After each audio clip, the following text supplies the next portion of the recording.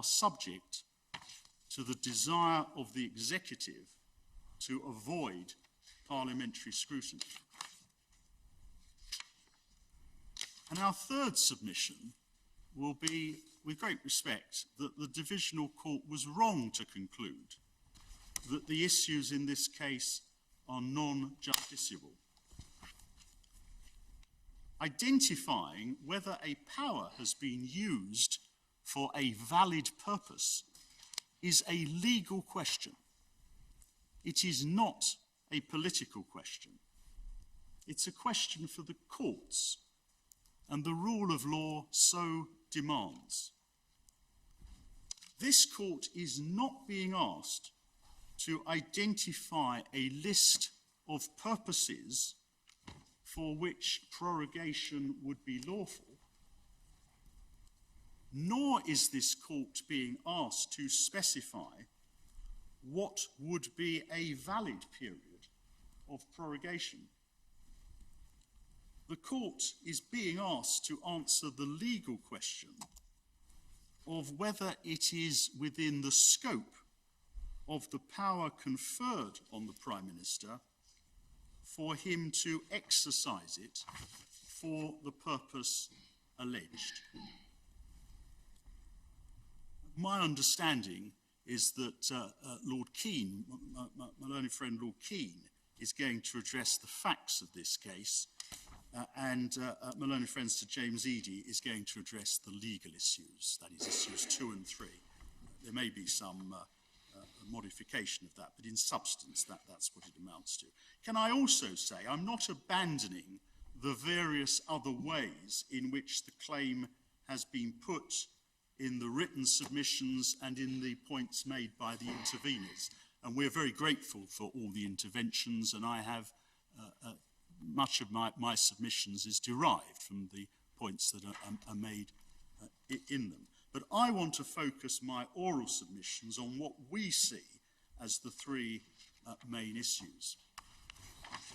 My ladies, my lords, before I develop those 3 points, may I also indicate by way of introduction why we are going to say that the 3 points which are highlighted in the introduction to the written case of the Prime Minister and the Advocate General at paragraph 6 through to 9 have no substance. And they make 3 essential points. First, they say that there are no legal rules, only conventions governing the frequency with which Parliament sits and the length of time between parliamentary sessions. I emphasise we are not inviting the court to specify any such rules. Our case is that when the Prime Minister exercises his admittedly broad discretionary power to advise Her Majesty on prorogation, it is an improper purpose for him to be motivated by a wish to avoid parliamentary control over the policies of his government. The length of the prorogation in this case is important, but it is important not because a prorogation may only be for 1 week or 3 weeks. That is not our case.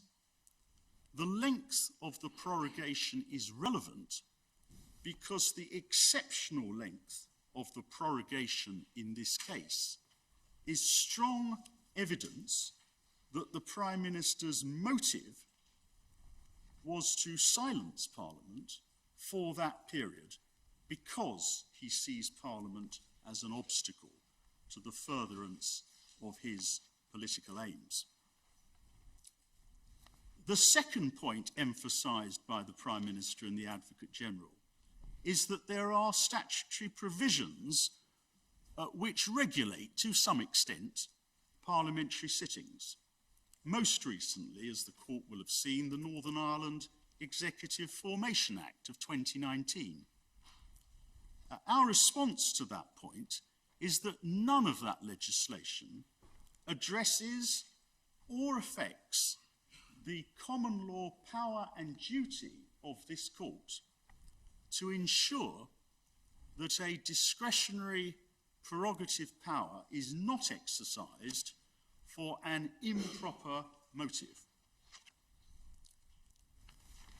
And the third point that the Prime Minister and the Advocate General emphasise is they say that this complaint is academic, their word, because Parliament was able to sit, and did sit, between the 3rd and the 9th of September, and Parliament will sit again on the 14th of October. They point out that Parliament legislated between the 3rd and the 9th of September, and if it wishes, it will be able to legislate again as from the 14th of October. Our answer to this point is twofold. First, we say if we can sustain our complaint that on the 28th of August, the Prime Minister advised Her Majesty that Parliament should be closed for 5 weeks because he was concerned that Parliament would or may damage the implementation of his policies, then that is an invalid purpose. And it is, with great respect, not for this court to seek to assess what Parliament would, may, or will do during those 5 weeks. If, as we contend, the Prime Minister acted for an improper motive, it is not now open to the Prime Minister to say that his fear was mistaken. But in any event, it is very far from academic that Parliament is unable to conduct such business as it thinks appropriate for the 5 weeks. To put it at its very lowest, Parliament may decide during the 5 weeks, now 4 weeks left, to enact further legislation, informed by the answers to parliamentary questions, informed by debates, informed by reports from parliamentary committees. Parliament may, I don't ask the court to say more than this, but Parliament may want to keep a close eye on the negotiations, if any, with other member states during the period. Parliament may wish to keep a close eye on planning for a no-deal exit during the 5 weeks. And in the light of parliamentary scrutiny, Parliament may wish urgently to legislate during that period. It may wish to impose further obligations on the Prime Minister in the period leading up to the EU Council meeting on the 17th and 18th of October. The issues in these proceedings are very far from academic. The Prime Minister and the Advocate General say at paragraph 77 of their written case that there is no authority which supports the proposition that the exercise of a power to prorogue the legislature is amenable to judicial review. Our response, which I will develop, is that there are many precedents establishing the relevant principles of our constitutional law.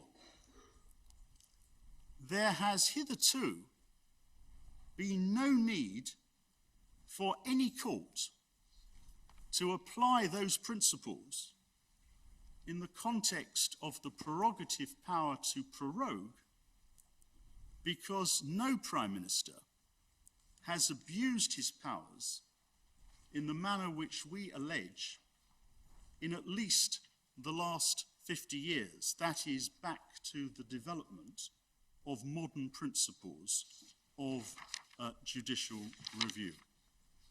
Well, could I just raise one point there?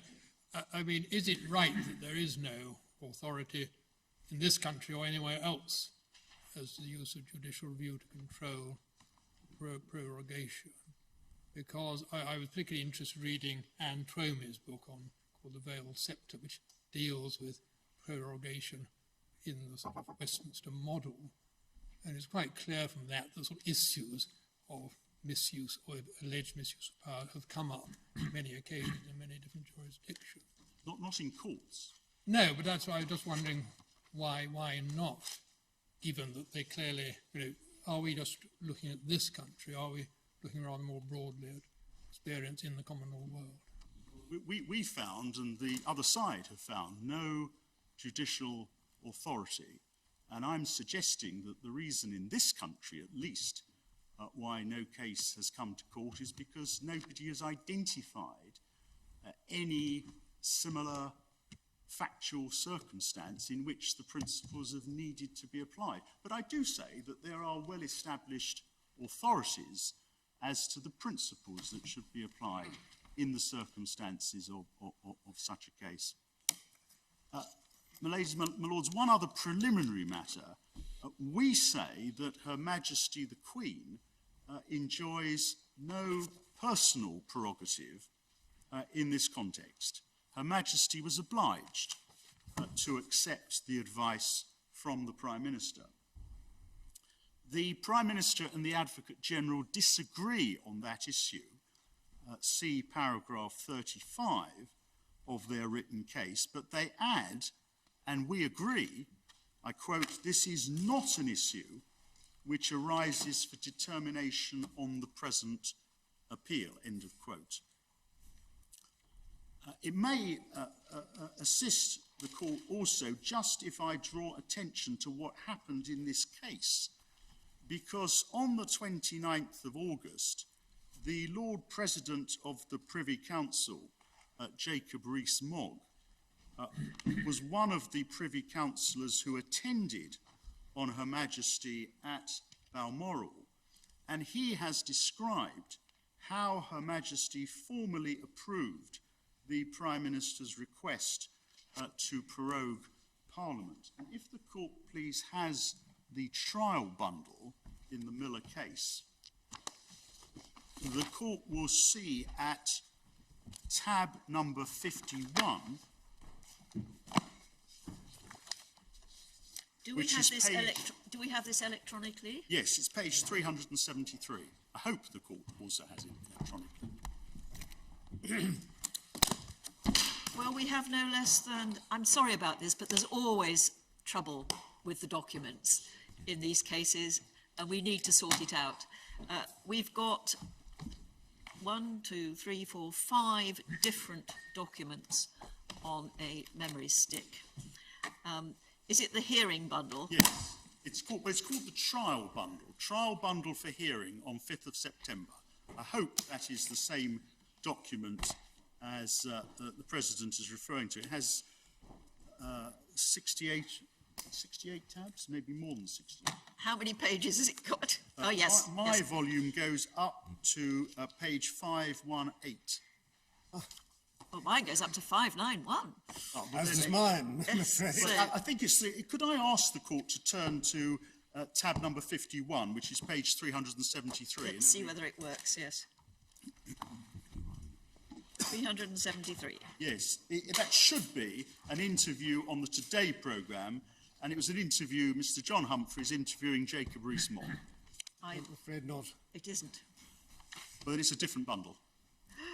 I think it may be the same bundle, but it's a different page. I'm very sorry about this. No, but it's not your... Panic. Of course it's not the President's fault. Does the court have tab 51? I do, but nothing happens when I press on it. Put it on paper. I'm terribly sorry, but it may be that we try to sort that out and we use paper for the moment. It's page 436, I think, but nothing Well, I'm very happens. grateful. Nothing. Nothing happens. Yes. 436. Yes. Does the President have that number? Have Yes. that page? I'm Yes. grateful. Yes. I don't know why the numbering is different, and I'm very sorry, and it's very inconvenient for everybody, in particular the court. But if we turn over to the second page of that document, which I have at 374, at the end of that page, Mr. Jacob Rees-Mogg explains that it's simply wrong. The Queen, Her Majesty, had no discretion over this. There is no precedent for the Queen refusing a request by her Prime Minister under these circumstances. This is a straightforward decision by the Prime Minister giving formal advice to the Sovereign, which a constitutional monarch is obliged to follow. And on the next page, for those of the members of the court using the paper volume, it's page 375. At the bottom of that page, Mr. Humphreys, and the same when you said the Prime Minister wishes to prorogue, etc., she would just say approved. Mr. Jacob Rees-Mogg, that's absolutely right. It's important that people understand this is a prime ministerial decision. It's not a decision of the Sovereign and hasn't been, etc., etc. So that's what happened in practice. Her Majesty was advised that it was a matter for the Prime Minister, but as I've indicated, nothing turns on this, but it's the reason why we, for our part, are making no criticism of Her Majesty in these proceedings. Her Majesty acted on the advice of her Prime Minister. That's what I wanted to say, my lady, as by way of introduction. Can I turn to the first main issue, and that is the facts of this case. And I can be brief on this subject because we agree with the analysis by the Inner House of the Court of Session, in particular Lord Brodie at paragraph 89 and Lord Drummond-Young at paragraphs 120 to 123. And the essence of their reasoning is that the Prime Minister had made clear that he is determined that this country will leave the EU on the 31st of October, deal or no deal. The Prime Minister does not have a majority in the House of Commons for a policy of leaving, if necessary, with no deal.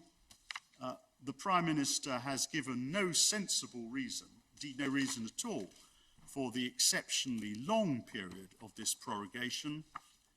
And the Prime Minister, as the evidence shows, sees Parliament as a threat to the fulfilment of his policy.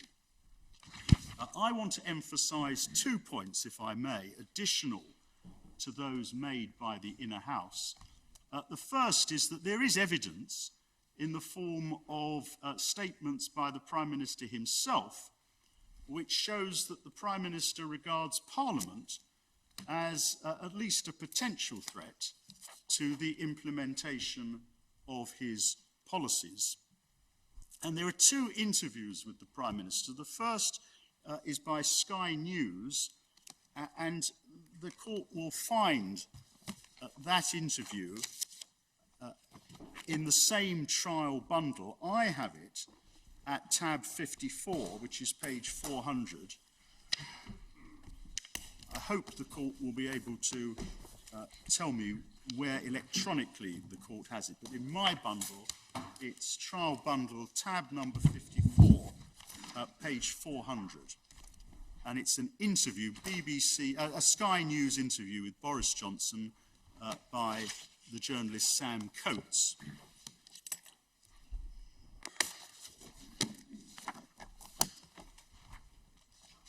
And if the court, please, would turn to the transcript, at the top of the page, Mr. Coates asked the question, when people voted for Brexit, they were voting for Parliament to take back control, but now you, as Prime Minister, are trying to limit the ways that Parliament can express its view because you disagree with them, etc., etc. And Mr. Johnson then responds, and the court will want to read all of this, but can I highlight at the bottom of the page, the final paragraph?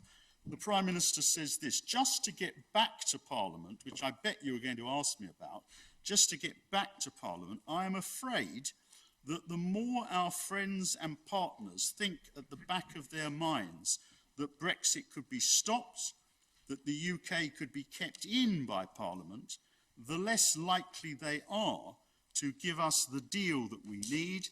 And so that is why I really hope that MPs will allow the UK to do a deal, get ready for a no-deal Brexit, and that is the best way forward for our country, believe me. This was immediately after prorogation. This is the 30th of August, 2019.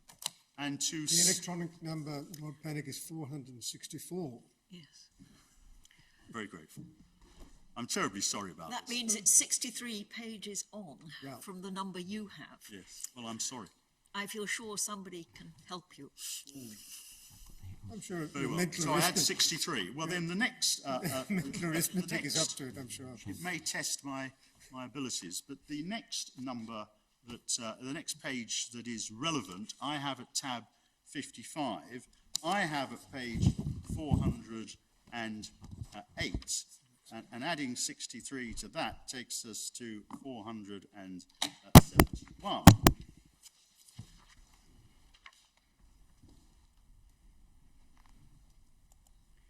And this is a BBC report, page 408 or page 471. Yeah. On the second page of that, 409, the third paragraph up from the bottom, we see that Mr. Johnson was speaking to the BBC, and on the final page, not the final, penultimate page of this document, 473, about a third of the way down the page, there's a paragraph, he said, and that's Mr. Johnson, the best way to leave with a deal is if our friends and partners over the channel don't think that Brexit can be somehow blocked by Parliament. As long as they think in the EU that Parliament might try to block Brexit or might even succeed in blocking Brexit, the less likely they are to give us the deal we want. Now, I'm of course not asking this court to say whether the Prime Minister's assessment is correct or is incorrect. The relevance of these statements is that they are strong evidence to be added to the material referred to by the Inner House as to the Prime Minister's motive in deciding to close Parliament for 5 weeks during this negotiating period. The other point I want to make on the facts is that it is, we say, a remarkable feature of these proceedings that the Prime Minister has not made a witness statement explaining why he decided to advise Her Majesty to prorogue Parliament for a period as long as 5 weeks. And that is even though we made very clear in commencing these proceedings that an important part of our case is that the Prime Minister's advice to Her Majesty was motivated, or at least strongly influenced, by the Prime Minister's desire to prevent the risk, as he saw it, of Parliament damaging government policy. And we set that out in our statement of facts and grounds, dated the 28th of August, which is in the Child Bundle at tab 2. If the Prime Minister did not wish personally to make a witness statement, such a statement could have been made by the Cabinet Secretary, as in the GCHQ case. The only witness statement from the government side is from the Treasury Solicitor, whose statement is confined to the production of documents. The Treasury Solicitor, Mr. Jonathan Jones, could not give evidence as to the Prime Minister's reasons for advising a 5-week prorogation. my ladies and my lords, of course, the production of a witness statement from the Prime Minister, or indeed anyone else, setting out the reasons for advising on a prorogation as long as 5 weeks would have had legal consequences. And the legal consequences of such a witness statement would have been almost inevitably an application to cross-examine. The legal consequences would also be that it would be a contempt of court, of course, for such a witness statement not to tell the truth. Our submission is that the documents pose more questions than they answer, as the Inner House has pointed out. And in any event, the production of those documents is no substitute for evidence from the Prime Minister or from someone on his behalf stating to the court in terms why he thought a prorogation for the exceptionally long period of 5 weeks was appropriate. We draw attention to the decision of the Court of Appeal in the Das case. Now, this appears, I hope, in the supplementary authorities bundle, supplemental authorities bundle at tab number 19.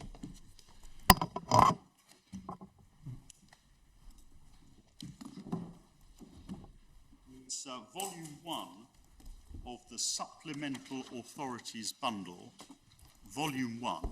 Yes. I hope it's at tab 19. It does not have, I'm afraid, a page number. Well, it's 292 on the supplemental authorities. I'm grateful. I'm grateful. I've got several supplemental authorities. Supplemental Authorities, Volume 1, tab 19, Queen on the application of Das against the Home Secretary. Yes. Supplemental bundle. And the relevance of this case is that it approves the test stated at first instance by my Lord Justice Sales, sitting at first instance in that case, as to the applicable test relevant to this principle that I am relying upon. And that appears in Das using the numbering in the report right at the end, page 3565. If I may... I'm afraid some of us are struggling here. I've got a supplemental authorities bundle produced by your solicitors. Yes. That goes up to tab 12. Oh dear. I've got a supplemental authorities bundle 2 produced by your solicitors, which starts at 35. Then But you want one in the middle. I do, my Lord. I'm terribly sorry. Maybe the best thing to do is if we hand up to those members of the court who, and I anticipate from the signs I'm receiving that, my Lord, the Deputy President is in the same position. I don't know whether, and so we need a number of copies, please, urgently, of the DAS. Can we just have DAS? Can we just have tab number 19? I'm terribly sorry about this. I've got it. What page? 35. It's within the report, 3565. With the assistance of We don't have it electronic pages. Tab 19 of the supplementary authorities bundle. The updated supplemental authorities bundle. They're just coming here. You've got the updated supplemental authorities? Should be updated. Take it to the President first.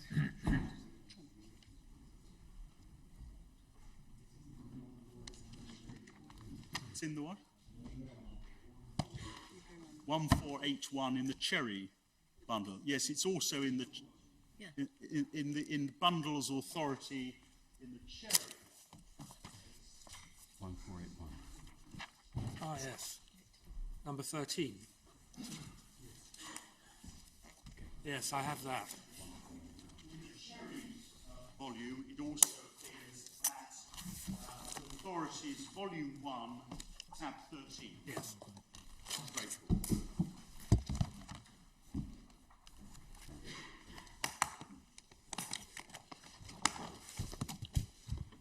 And the page number is Lord page... Panic, it does appear that there was initially produced supplementary authorities bundle. Yes. Then it was enlarged. Yes. Then there came number 2. And you've got to decide whether we all need to have, for the purposes of this appeal, the enlarged bundle.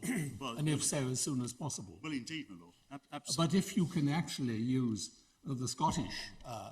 Well, I can for this case. Yes, I can for this case. that may be enough. Yeah. Well, it is for DAS. I'll have to check whether there are other authorities that the court needs to look at and doesn't have.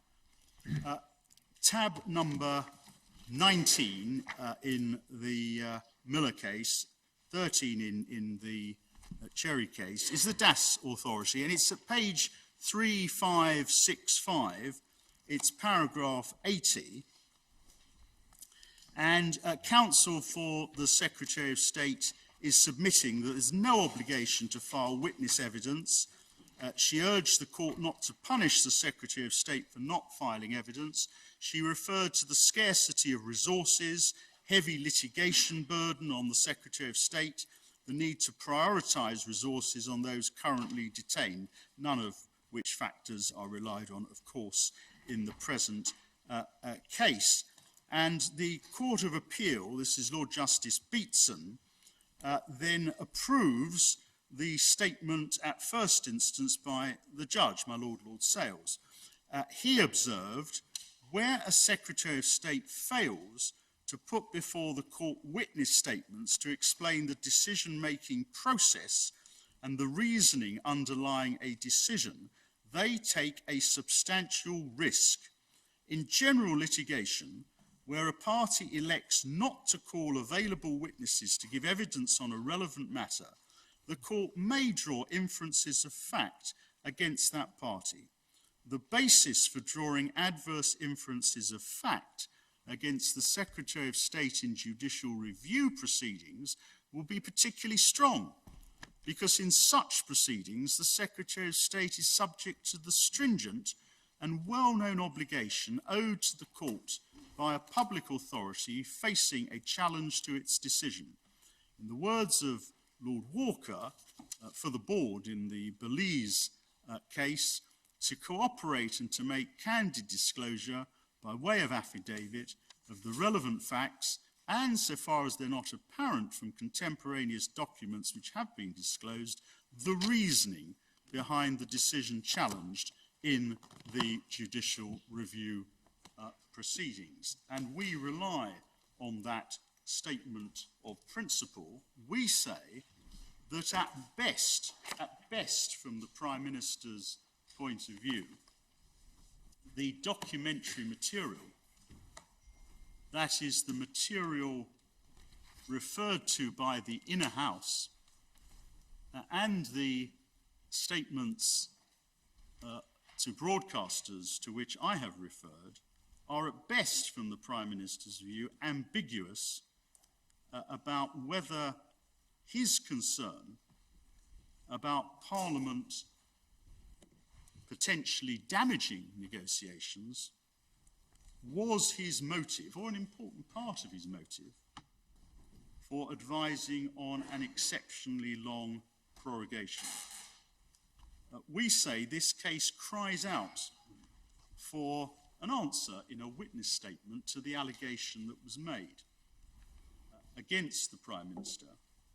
And in the absence of such a witness statement and the willingness of the Prime Minister to submit to potential cross-examination, we say the court should infer that there is no answer. You might want to check. I think this question about drawing inferences in the absence of reasons is considered in Padfield. Yes, it is. It is. I'm going to come to Padfield. Oh, right. Your Lordship's, of course, correct. There are many cases where this point has been addressed. I was also going to mention the GCHQ case, where, of course, issues were raised about national security, whether or not the decision of the then Prime Minister to remove the right to trade union representation at GCHQ without consultation because of national security considerations, was the subject of witness evidence. It was the subject of an affidavit from the Cabinet Secretary. And the appellate committee in that case, notwithstanding the very sensitive subject matter, made it very clear that the government needed to produce evidence to support their claim that there were national security considerations. Sir Robert Armstrong produced an affidavit. Can we look, please? Can I just, it may not matter, but I think Lord Walker was dissenting, wasn't he, in the Belize Alliance case? And, I mean, you said for the board, I think he was dissenting. I don't know whether that statement, which is very clear and helpful, has been adopted either by this House, by this court, or by the board. Well, we can check that. It's certainly been accepted as the judgment of my Lord Sales indicates, approved by the Court of Appeal in that case as the governing principle, certainly in the context of public law, that if an allegation is made, a factual allegation, and the material is at least ambiguous, one expects the minister or someone on his behalf to answer that. No, I mean, I'm not questioning the principle. I just think it'd be clear, useful to have a most authoritative statement of that. Can we look, see if we can find that? It may be that there isn't, otherwise my Lord Sales would have referred to some approval, I'm sure, of the principle stated by Lord Walker. But we say that that is the principle. Can I show the court, please, the GCHQ case? That is in the Miller Bundle of Authorities, Volume 1, and it appears at tab number 11.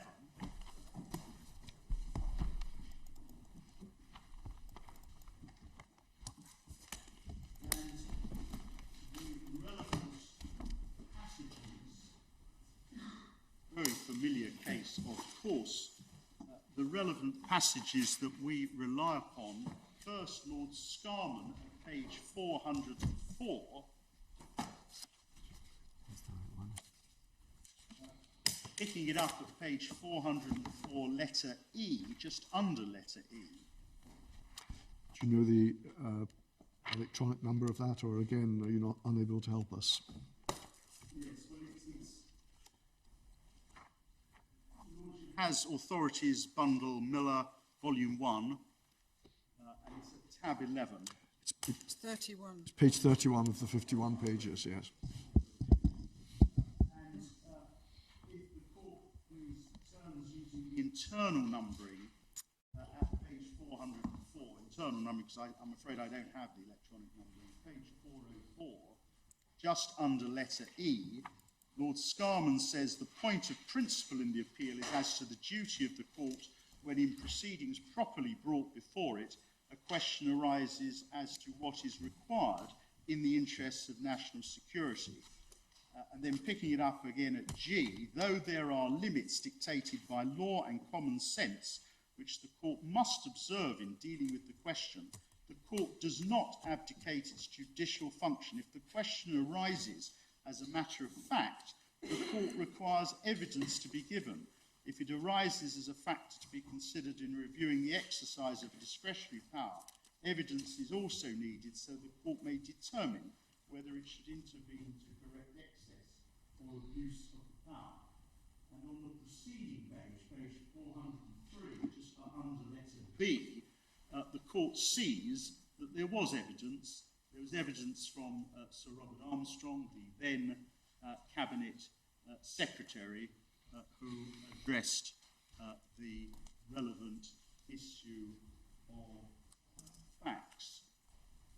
And at page 420 of the report, letter E, Lord Roskill is to like effect, 420 letter E.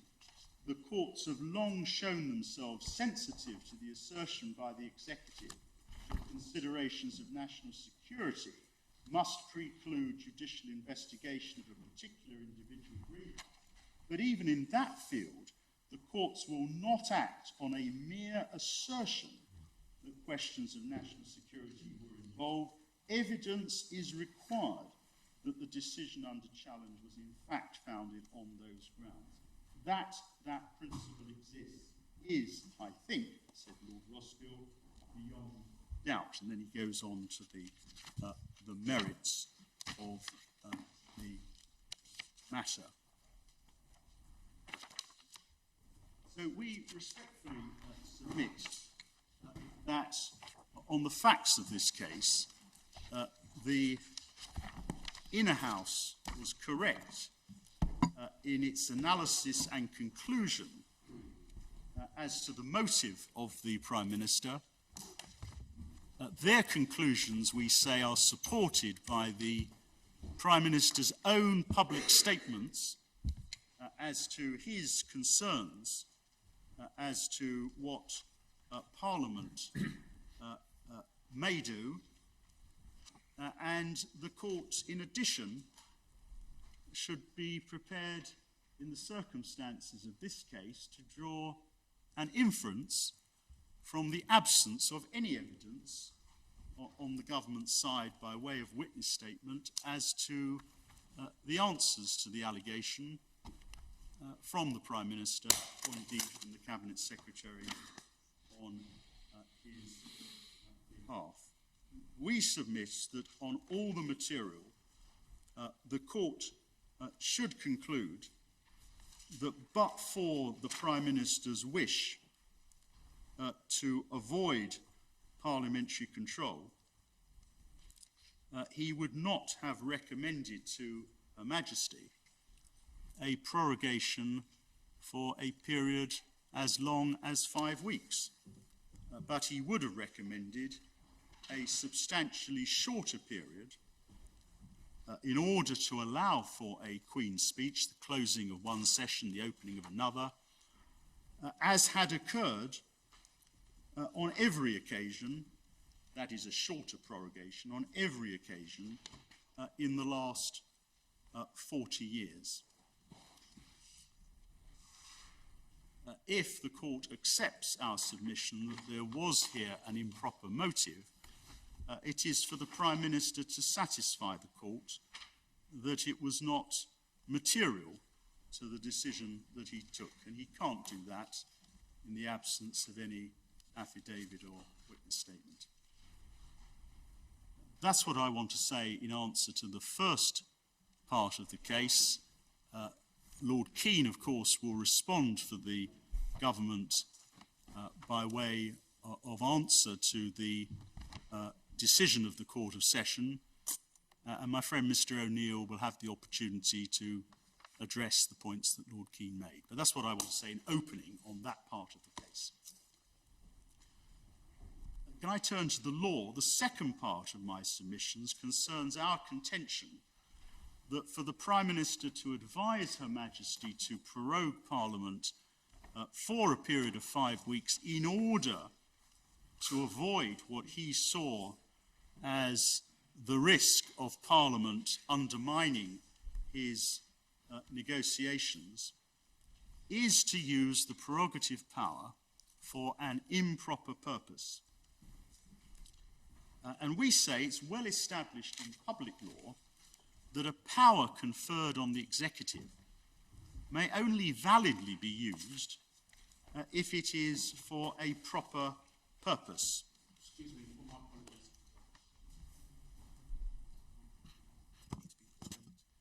Thank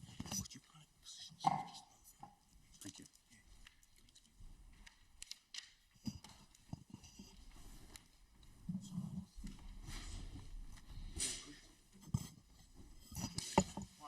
No, not at all, thank you.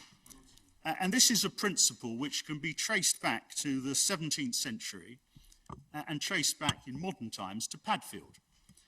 The matter is addressed by the learned authors of De Smith, which I hope the court will find in supplementary authorities at tab 16, although that too may not... De Smith's Judicial Review. Smith's Judicial Review. To Smith. Yes. Judicial Review, tab 16 of Supplementary Authorities, Volume 1. I think this supplemental authorities bundle is entitled Updated Supplemental Authorities. I'm grateful. It is electronically, at least. Page 193, anyway. Yes.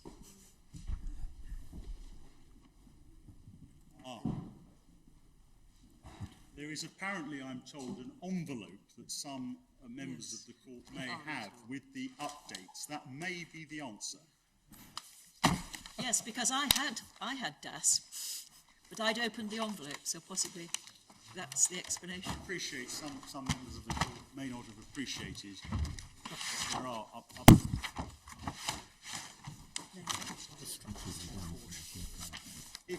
we'll sort this out over the short adjournment, but I hope that members of the court will have the updated material. It's tab number 16 of the Supplementary Authorities, Volume 1. I'm grateful. That's the answer. It's probably not the most difficult question in this case, but it's the answer to that question. Supplementary. Well spotted by the young lady behind Indeed, you. I'm very grateful to Emily from Mishkons. The court will see at paragraph 5009, which is the second page of this insert, that the learned authors, who of course are Lord Wolfe, Professor Jow, Catherine Donnelly, Ivan Hare, they describe the origins of this principle back to the 16th century, and the court will no doubt wish to look at that. But at 5-018, we come to modern times, and we come to the decision in 1968 of the House of Lords in Padfield was an important landmark.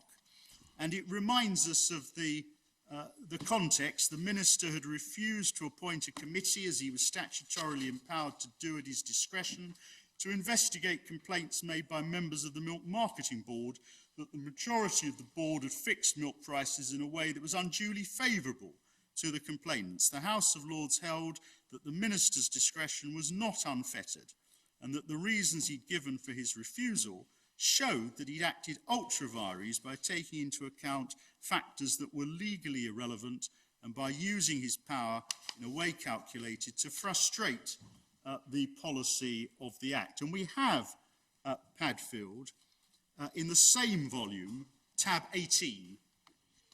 But I mean, this is a statutory. Yes, it is. Yes. I have to satisfy the court that the same principle applies in the context of a prerogative power. Yes, I mean, we may not need to look at Padfield for the statute. Well, it sets out the basic principle. Can I very briefly just identify what the basic principle is? And it's Lord Reid at page 1030,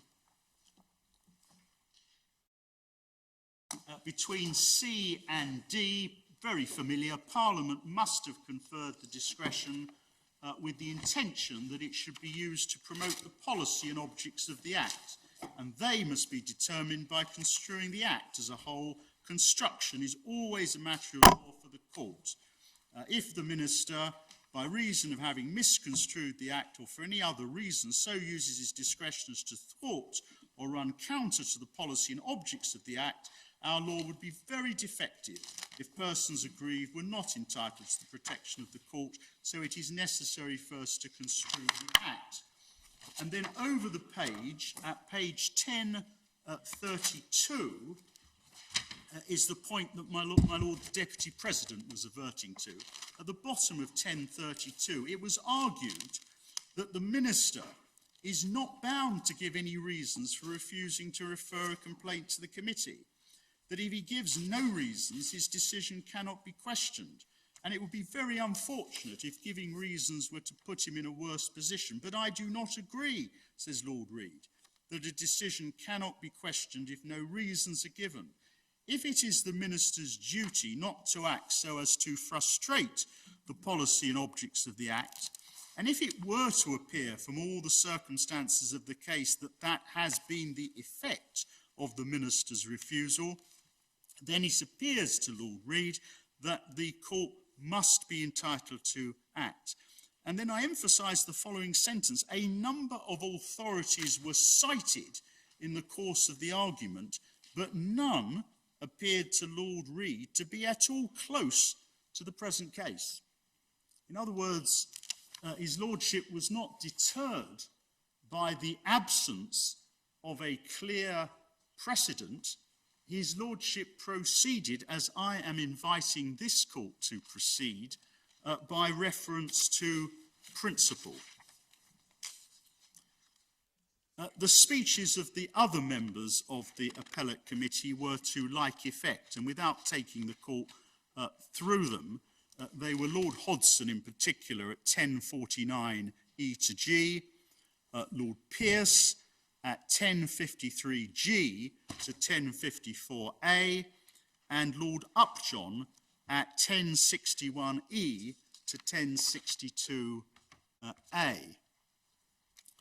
It might be said that there is a different nuance here from the passage that you cited from Mr. Justice Sales, that rather than drawing an analogy with a failure in ordinary proceedings to lead an available witness, and therefore being inclined to draw an adverse inference against a party, it's put here more in terms of looking at all the circumstances and deciding what inference should reasonably be drawn.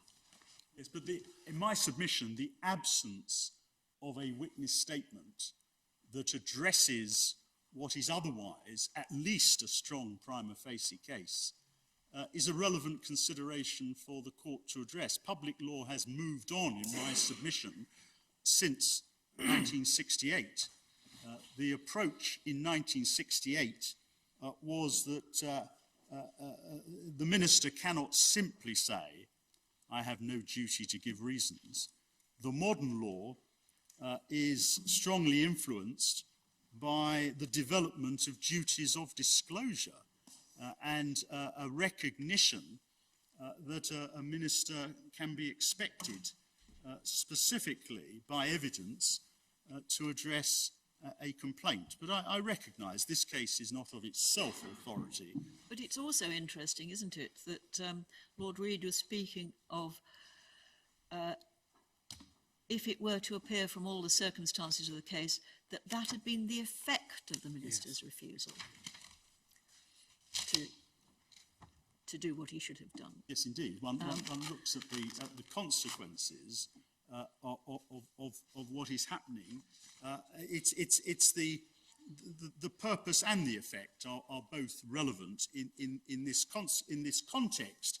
And if the effect is if the inevitable effect is to frustrate the operation of parliamentary procedures, that assists in identifying the motive of the minister. But might it be unlawful if the effect was to do that, even if that was not determined to be the motive? Well, that is our alternative way of putting the case, that we have put the case at all stages by reference to the motive of the Prime Minister and by reference to the inevitable effect that the Prime Minister's decision to close Parliament for 5 weeks inevitably, in the context of this case, has a very damaging impact on the ability of the legislature to scrutinise the actions of the executive. Indeed so. And we are not wedded to a solution that involves a finding of a wrongful motive. We have put the case in both ways. The gravamen of your complaint is really the effect on parliamentary accountability, parliamentary scrutiny, yes, the opportunity to legislate. Yes. And even if there had been no intention to block all that in order to pursue a particular government policy, you would still have the same complaint, would you not? Well, at least a stronger complaint, albeit you'd be putting it in a different way. Well, one can put it either way. At its very lowest, the Prime Minister's decision to prorogue for a period as long as 5 weeks prevents, in effect, prevents Parliament from performing its scrutiny functions over the activities of the legislature. It means Parliament cannot legislate and it cannot inform itself for the purposes of legislating by the asking of parliamentary questions, by holding parliamentary debates, by the reports of parliamentary committees, all at a time when we say it is self-evident that Parliament will or may wish to carry out such activities. Do we have evidence about questions being put and not being answered as a result of the prorogation? Well, as a matter of principle, questions cannot be put. Once Parliament is prorogued, it is simply not possible for parliamentary questions, written or oral, to be tabled. But were any tabled and not answered? The questions that were asked before prorogation, I suspect there were, but we don't have the material. I can seek to find out the answer to your ladyship's question. But as a matter of principle, any development, and there are inevitably developments, as from the 9th of September, cannot lead to any parliamentary question being asked, written or oral, by any member of Parliament. Parliament is closed. You cannot, as a member of Parliament, member of the Commons, member of the Lords, you cannot ask any question. And that is made clear in the material before the court. It's made clear if the court wants to have document in the briefing paper from the House of Commons, which is in the main bundle at the hearing bundle, trial bundle, tab 29. It's the House of Commons briefing paper. It's page 169, and adding, was it 63 pages, takes us to 232. But I have it at tab number 29 of the trial bundle. And the relevant passage, if the court has that document, is at page 180 in the paper version, 223 in the electronic version. In the middle of the page, neither House of Parliament sits. During prorogation, Parliament does not meet. This means legislation cannot be considered or introduced by MPs and peers. Debates in the Chamber or Westminster Hall are not held. Written and oral parliamentary questions cannot be asked. Committees do not carry out the usual business of inquiries and evidence taking. Temporary suspension of activity is not normally significant, as a new session typically begins shortly thereafter. For a longer prorogation, however, this suspension of activity weakens the ability of parliamentarians to hold the government to account. That's the undisputed position. There will inevitably, thinking about your ladyship's question, there will inevitably have been parliamentary questions that were pending on the 9th of September, which will not have been answered and will not now be answered until the 14th of October.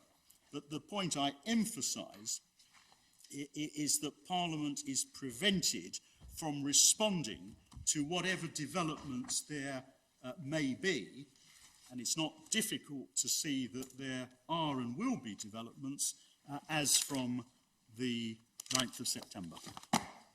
Do we have evidence of what other business was lost? I mean, there were a number of bills. Yes, there were. Is there evidence about we can try to find that for the court. Some of those bills, I accept, will be reintroduced once Parliament resumes. So that's not an aspect you rely on particularly? Well, it's not in the forefront of my submissions. The forefront of my submissions is that in the circumstances of this case, we say the plain effect of the Prime Minister's decision that Parliament will not sit for 5 weeks is to prevent Parliament from performing its scrutiny functions, which include legislation, in response to whatever developments there are not. But an important part of this case is the distinction between Parliament adjourning, going into recess, Yes. And prorogation. Absolutely. And an important feature of prorogation is that, in most circumstances, bills that are currently under consideration are lost. Precisely so. And it would be of great interest to us to know which bills were lost. We can find out. We will find out the answer to the question put by the President, by my Lord Carnworth. Of course, during a recess, by contrast with prorogation, parliamentary questions can be asked and they are answered. During a recess, parliamentary committees continue. They produce their reports.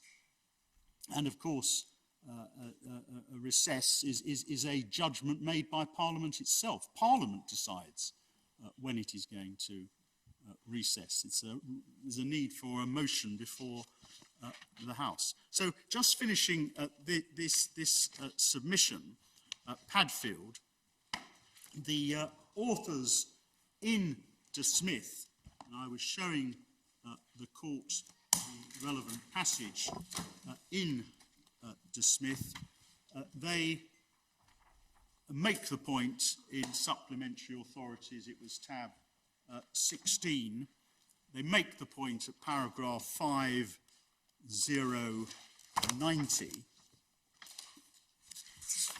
90 or 19?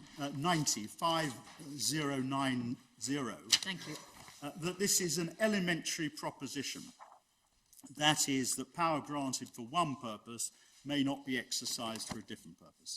It's elementary, and it is elementary. Do they deal with the question of the prerogative as opposed to the in this context? De Smith, not that I'm aware of. I will check, but no, we haven't found such a statement. Now, in the context of a statutory power, identifying the proper purpose for which the power may be used is, as Lord Reid said, a matter of construing the legislation, assisted, of course, by legal principles which the court applies. In the context of a prerogative power, the exercise is more complex because there is no statute. But we say it's not different in principle. It's still for the court to identify what are the purposes, what are the impermissible purposes for which the power may be exercised. And this has been the subject of analysis by Professor Mark Elliott. And can I invite the court's attention, please, again to the supplementary authorities. And it's at tab number 15 of the supplementary authorities. And it's the analysis by Professor Mark Elliott, published on the 12th of September, relating to this case. And it's in the light of the judgment of the Divisional Court. And if the court, please, goes to the second page of this document, in the first new paragraph, Professor Elliott has dealt with justiciability, to which I'm going to come. And he says, once the starting point is clearly established, other crucial matters follow. First and importantly, is the widely recognised principle that no government legal power is unfettered. All legal powers held by the government are legally finite, and their boundaries are determined, among other things, by reference to the purposes for which they may and may not legitimately be used. There is no good reason why this should not apply in the case of the prorogation power and the government's ancillary authority to advise the Queen as to its exercise.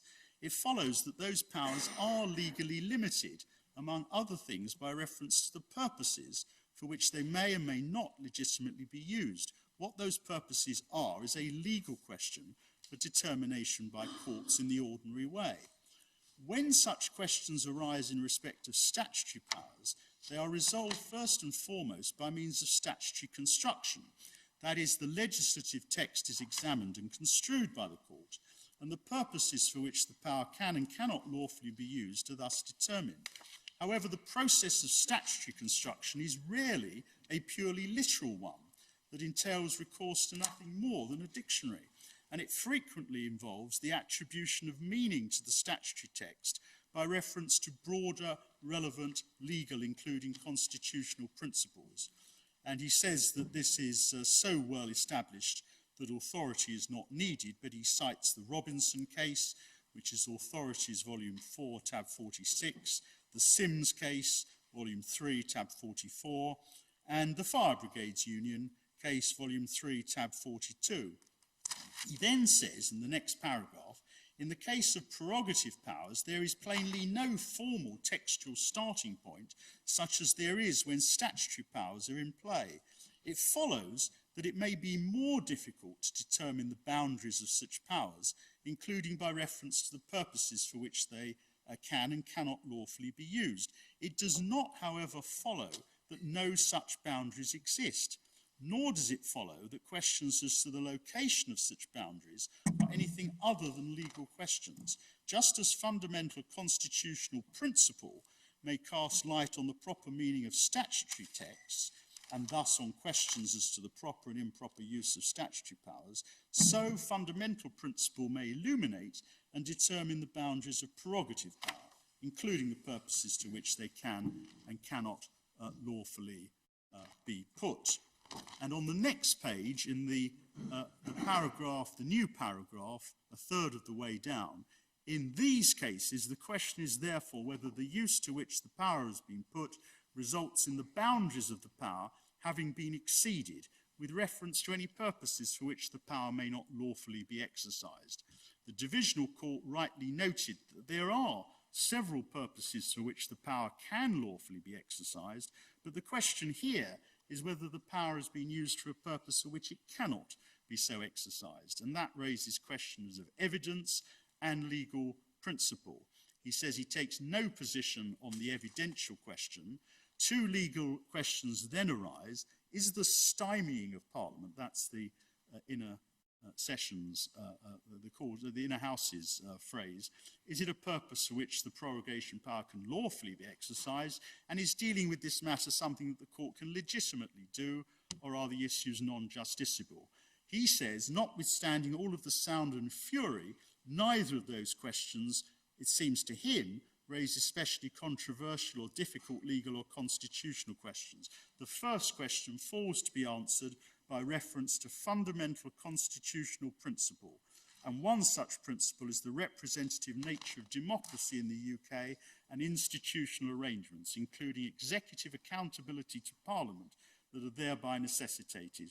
Recourse to such principle in determining the limits of the power should hardly be a controversial step, nor should the conclusion that it is incompatible with the nature of parliamentary democracy for the executive to have a legally unfettered power to suspend the operation of Parliament to shield the executive from parliamentary scrutiny. And that's our case. We say... I mean, it doesn't... Interesting enough, even someone as knowledgeable on this subject, Professor Elliott, doesn't have any authority to support what he says. He just says no, he says it's constitutional principle. His argument is that just as a statutory power... Yes, I mean, I understand the argument, but it would be comforting to have some authority. I mean, the only case where I think we'd have to consider this was Sanderford. Well, we'll come to that. But the difficulty is to the absence of occasions in which prerogative powers have been used with the purpose or with the inevitable effect of undermining a basic constitutional principle, that is here parliamentary sovereignty. It has not occurred. And just as in the Padfield case, Lord Reid said his lordship was not deterred by the absence of a precise precedent, my submission to this court is that it should not be deterred. It should apply fundamental principle. And there are two. The fundamental principle that no power enjoyed by the executive may be used with the purpose or with the effect of undermining fundamental principles of law. And the second limb of the argument is that it does undermine, either as a matter of purpose or as a matter of inevitable effect, a fundamental principle of our constitutional law, which is that the executive is answerable to Parliament. And here, the purpose and or effect of the decision is to remove such accountability, such scrutiny, at a vital time. It's not just Professor Elliott who makes these points. The other leading, I would submit, academic authority of relevance in this area is Professor Craig of Oxford University, and his analysis is in the same bundle, tab 13. Could I invite the court's attention, please, to tab 13, Professor Paul Craig, Professor of English Law at Oxford University. And I commend all of this to the court, but can I just emphasise at tab 13, the second page, in the middle of the page,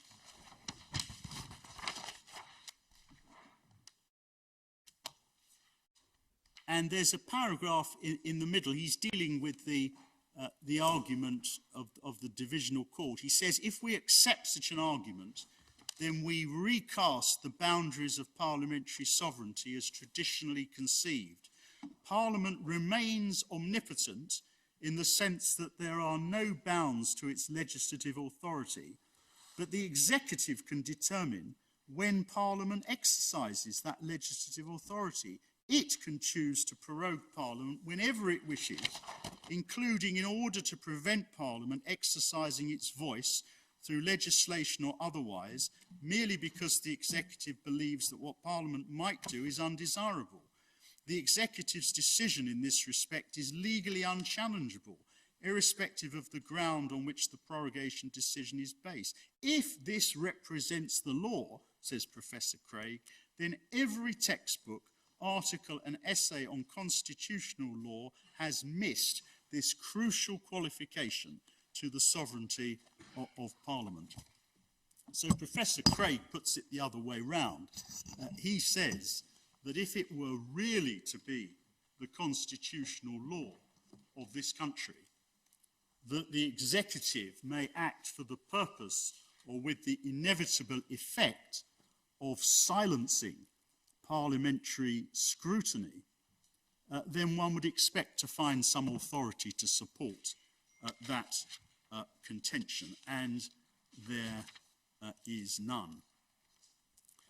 We therefore submit both, as I say, that it's a basic principle of law that public powers may only be validly exercised where they are not intended, do not have the effect of undermining constitutional principle. And we say here that either the purpose of the Prime Minister or the inevitable effect of his decision is to silence Parliament unnecessarily, because it doesn't need to close for 5 weeks in order for there to be a Queen's speech, and undermine constitutional principle. What is the principle? Well, it's a principle of common law as to parliamentary sovereignty. Can I take the court, please, to the first Miller case, which is in Authorities Bundle number 2. And it's at tab number 29. Main Authorities Bundle for Miller. bundle 3, tab number 29.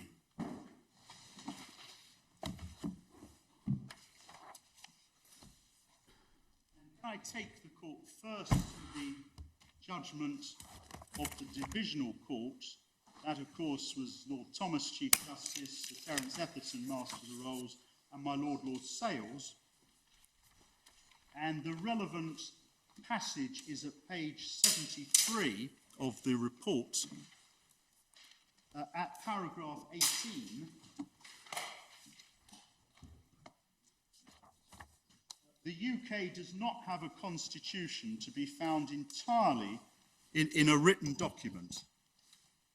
This does not mean that there is an absence of a constitution or constitutional law. On the contrary, the UK has its own form of constitutional law as recognised in each of the jurisdictions of the 4 constituent nations. Some of it is written in the form of statutes which have particular constitutional importance. Some of it is reflected in fundamental rules of law, I emphasise of law, recognised by both Parliament and the courts. There are established and well-recognised legal rules which govern the exercise of public power and which distribute decision-making authority between different entities in the state and define the extent of their respective powers. The UK is a constitutional democracy framed by legal rules and subject to the rule of law.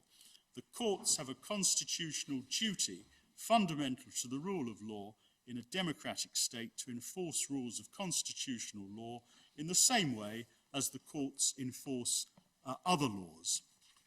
And in this court, at paragraph 45, which is on page 138, at the bottom of page 138, paragraph 45, we're told the Crown's administrative powers are now exercised by the executive, that is, by ministers who are answerable to the UK Parliament. However, consistently with the principles established in the 17th century, the exercise of those powers must be compatible with legislation and the common law. The court added at paragraph 90, which is on page 152, just above letter C,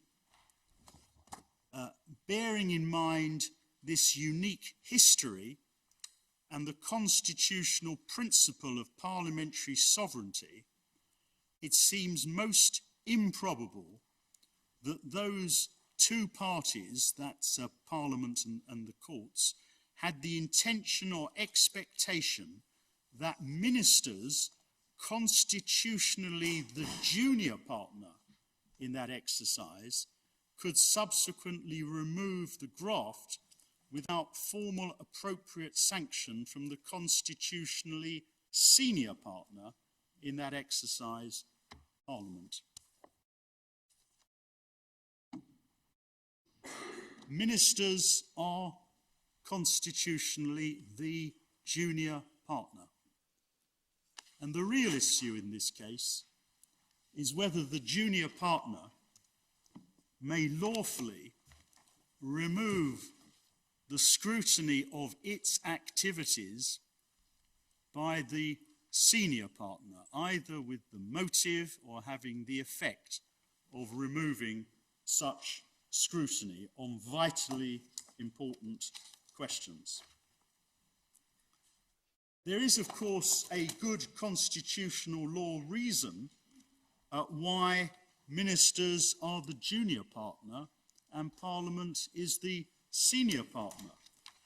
And that is explained by Lord Hoffman for the board, for the majority of the board, in the Banku case, which appears in Authorities Volume number 2 at tab number 23. This was the Chagos Islands case, which is very familiar to the court, and the relevant passage in Banku, it's volume 2 of the authorities volume for Miller, tab number 23. The relevant passage is paragraph 35, which appears at page 482.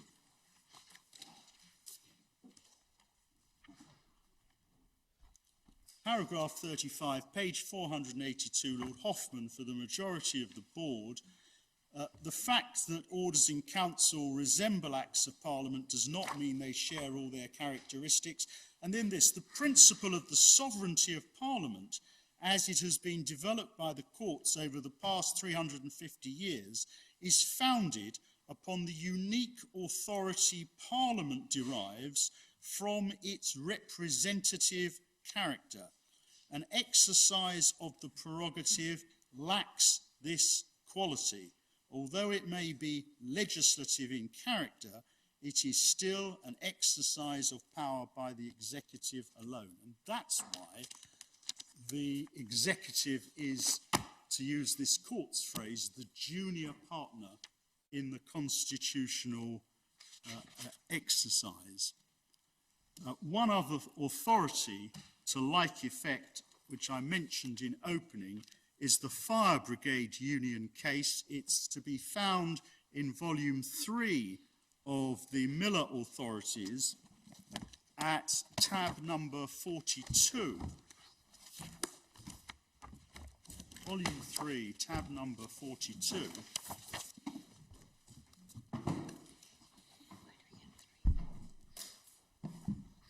And the relevant passage is at page 552.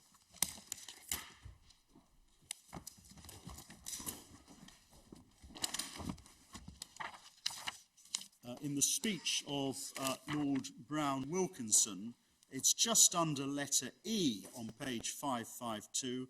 The constitutional history of this country is the history of the prerogative powers of the Crown being made subject to the overriding powers of the democratically elected, and I emphasize those words, democratically elected legislature as the sovereign body.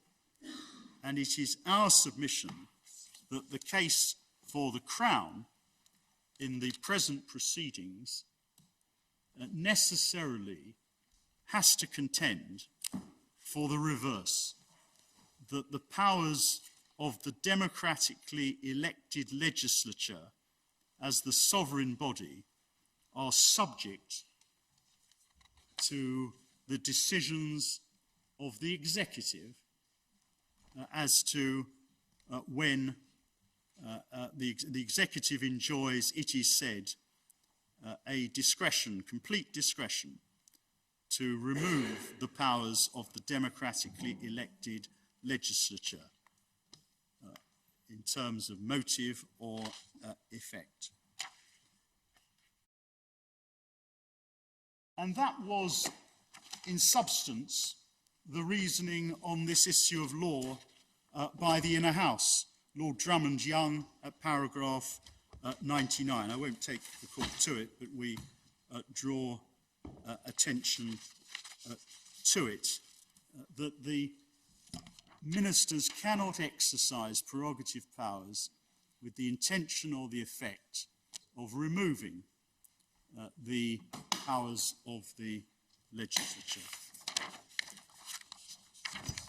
Many of the cases, of course, relate to parliamentary sovereignty in the sense that the executive cannot defy or cannot frustrate what Parliament has said. The case of proclamations in 1611, which is Authorities Volume 1, Tab 10, which we invite the court to look at, not least because Lord Cook, like Lord Reid in 1968, was not deterred by the argument there is no authority for this. Lord Cook, like Lord Reid in 1968, resolved the question by reference to fundamental principle. the argument was, leave it to the king. More recently, of course, there's the Fire Brigades Union case that the Home Secretary could not frustrate parliamentary sovereignty. But parliamentary sovereignty has also been used as the basis for other decisions by the courts. It's been used as the basis for a recognition of parliamentary privilege. In the Picken case, again, I don't have time to go to it, but it's Authorities Volume 2, tab 19. And parliamentary supremacy was also relied upon by my Lord the Deputy President for this court in the Unison case as a foundation for the general constitutional principle of the rule of law, which meant that there were limits on the ability of the Lord Chancellor to impose fees for those who wished to bring employment tribunal cases. And my Lord was not deterred by the difficulty of identifying when a fee would become lawful. How much fee is appropriate did not deter your Lordship on behalf of the court from saying that the approach of the Lord Chancellor was an unlawful one because it denied in practice access to the courts and that was a breach of the rule of law read with parliamentary sovereignty. All of the cases, in my submission, all of the cases are simply illustrations of the basic principle of our constitutional law. And the basic principle is that Parliament is supreme. The executive is answerable to Parliament. And this legal concept of parliamentary sovereignty is not confined to cases where the executive ignores or frustrates an act of Parliament. It must also apply to cases, and this is a unique case to answer my Lord Carnwath, it's never before occurred. It must also apply to cases where the executive takes a decision with the purpose or effect of removing the ability of Parliament to legislate. Indeed, it's a greater breach, or could be a greater breach of parliamentary sovereignty to prevent Parliament from legislating as it sees fit than it is for the executive to defy a particular law. The inferior body, the junior partner, the executive, cannot validly use its constitutional powers for the purpose or with the effect of preventing the superior body from performing its constitutional functions, particularly when that constitutional function is the scrutiny of the junior partner itself. That's the principle for which we contend. And there's a further analysis by Professor Paul Craig that I commend to the court. It's in the Miller Authorities, Volume 5, and it appears at tab number 79.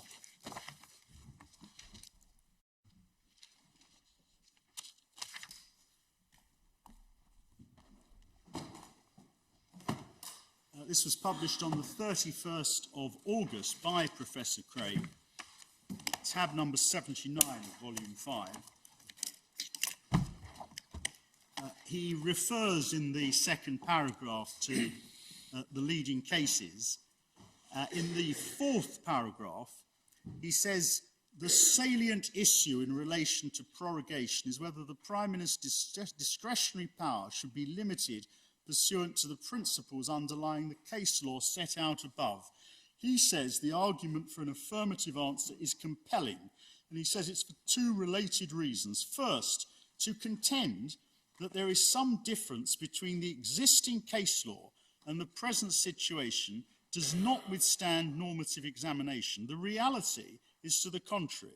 The rationale for intervention to protect parliamentary sovereignty is even stronger than in the preceding cases. Consider the following two propositions. Parliament has enacted a statute. The executive seeks to circumvent it by recourse to the prerogative. The court intervenes to protect parliamentary sovereignty, and it does. Parliament wishes to exercise its legitimate authority through enactment of a statute or in some other way. The executive precludes this through prorogation, and the court is said to be powerless to intervene. This distinction makes no principled sense, more especially because the latter abuse of discretionary power is more far-reaching and significant than the former. The former impacts only on a particular statute. The latter constitutes a preemptive strike that takes Parliament out of the entire game for the crucial period during which it is prorogued. It affects not merely one piece of legislation, but its capacity to exercise the totality of its legislative authority, thereby severely curtailing the opportunity for parliamentary voice on an issue that, whatever one's view about Brexit, is of major importance for the UK's future. This is, moreover, the reason why judicial intervention in this instance would not signal some general judicial intrusion in this terrain. The use of prorogation in this instance is singular and warrants judicial intervention. Secondly, the case for intervention is also compelling because of the impact of the abuse of power in relation to prorogation on the sovereignty principle itself. The sovereignty of Parliament is the foundational principle underlying the unwritten UK Constitution.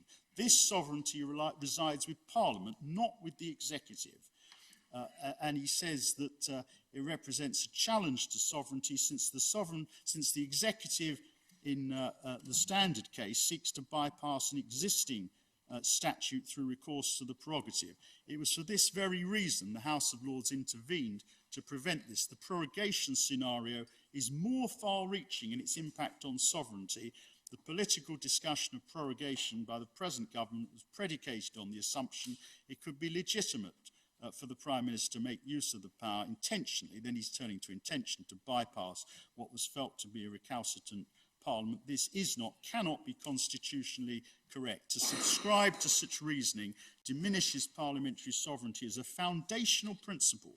It transforms the UK constitutional order such that the cards become stacked in the executive's favour. And we rely on all of that, my lords and my ladies. Can I ask you to, if it were put to you that the government, that Parliament is indeed sovereign and the government's accountable to Parliament,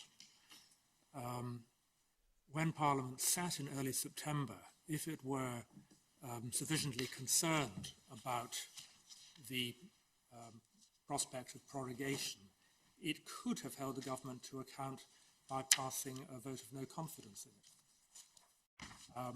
If Parliament has held its hand, should the courts intervene?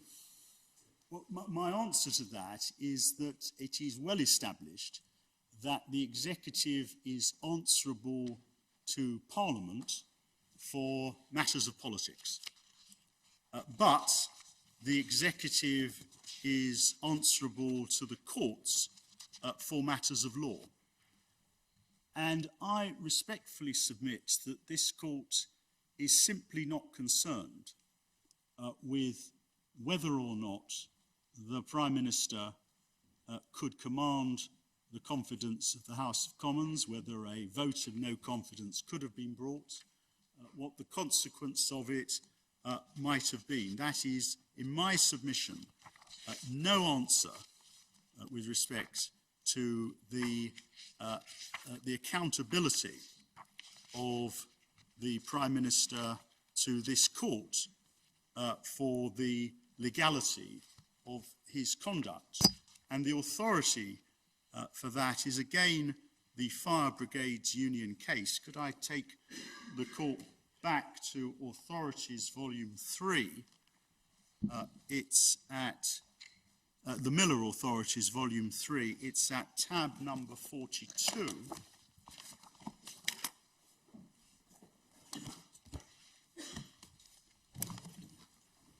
And the relevant passage appears at 572, again in the speech, and I'm sorry, this is in the speech of Lord Lloyd of Berwick, at 572, Volume 3, Authorities, tab 42, page 572, at the bottom of the page, Lord Lloyd says this: no court would ever depreciate or call in question ministerial responsibility to Parliament. But as Professor Sir William Wade points out in Wade and Forsyth, ministerial responsibility is no substitute for judicial review. And then Lord Lloyd cites what was said by Lord Diplock in the National Federation of Self-Employed case. And Lord Diplock said this: it is not, in my view, a sufficient answer to say that judicial review of the actions of officers or departments of central government is unnecessary because they are accountable to Parliament for the way in which they carry out their functions. They are accountable to Parliament for what they do so far as regards efficiency and policy, and of that Parliament is the only judge.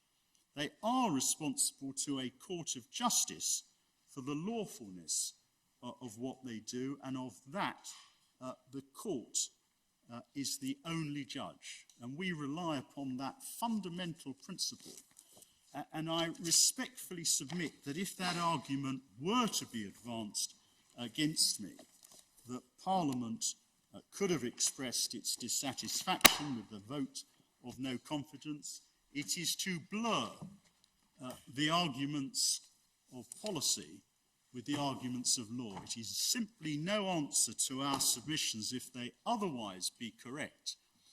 And if I'm able to show that the Prime Minister's advice to Her Majesty was unlawful, it is no answer that there could have been, in this or in any other case, a political solution.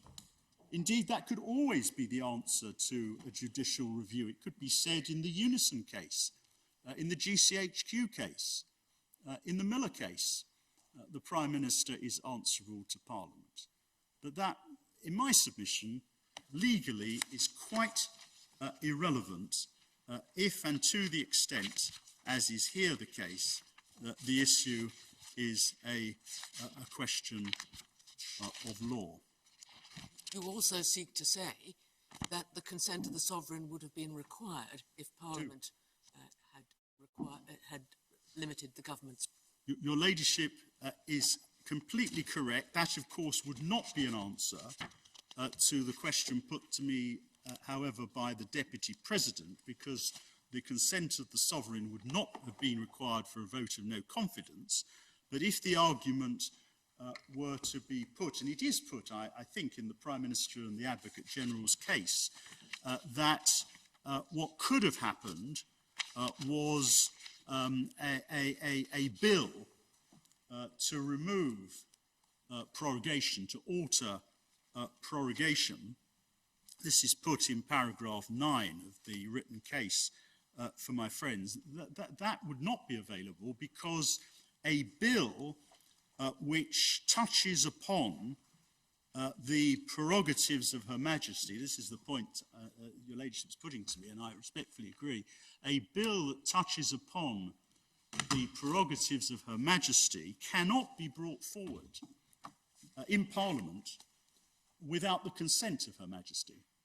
And Her Majesty, of course, would be advised as to whether to give consent by the Prime Minister. The authority for that is Authorities Bundle, Miller Bundle, number 5, tab number 73. And it appears behind tab 73 in Bundle 5. This is from Erskine May, the latest edition of Erskine May. And the relevant paragraph of Erskine May is at paragraph 30.79. And that says, bills affecting the royal prerogative require the Queen's consent. that's a well-established principle. I mean, what happens in practice, I can hand this in if the court is interested, when the fixed-term Parliaments Bill came before Parliament, the second reading was preceded by the then Deputy Prime Minister telling the House of Commons, I quote, "I have it in command from Her Majesty the Queen to acquaint the House that Her Majesty, having been informed of the purport of the bill, has consented to place her prerogative, so far as it is affected by the bill, at the disposal of Parliament for the purposes of the bill." That's what happens. So in practice, no bill, as my Lady Arden points out, no bill affecting the prerogative power could have been placed before Parliament without the consent of Her Majesty, and Her Majesty would have been advised by the Prime Minister.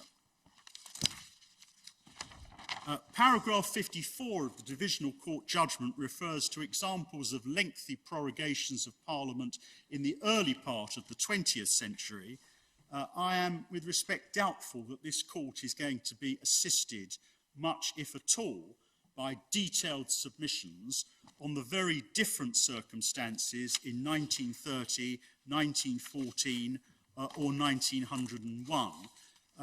If it matters, we respectfully submit that there is no evidence that we found that the length of the prorogation in those cases was dictated by a wish to avoid parliamentary scrutiny. And of course, those examples all occurred long before modern judicial review, in particular the GCHQ case, recognising the exercise of prerogative powers was open to legal challenge.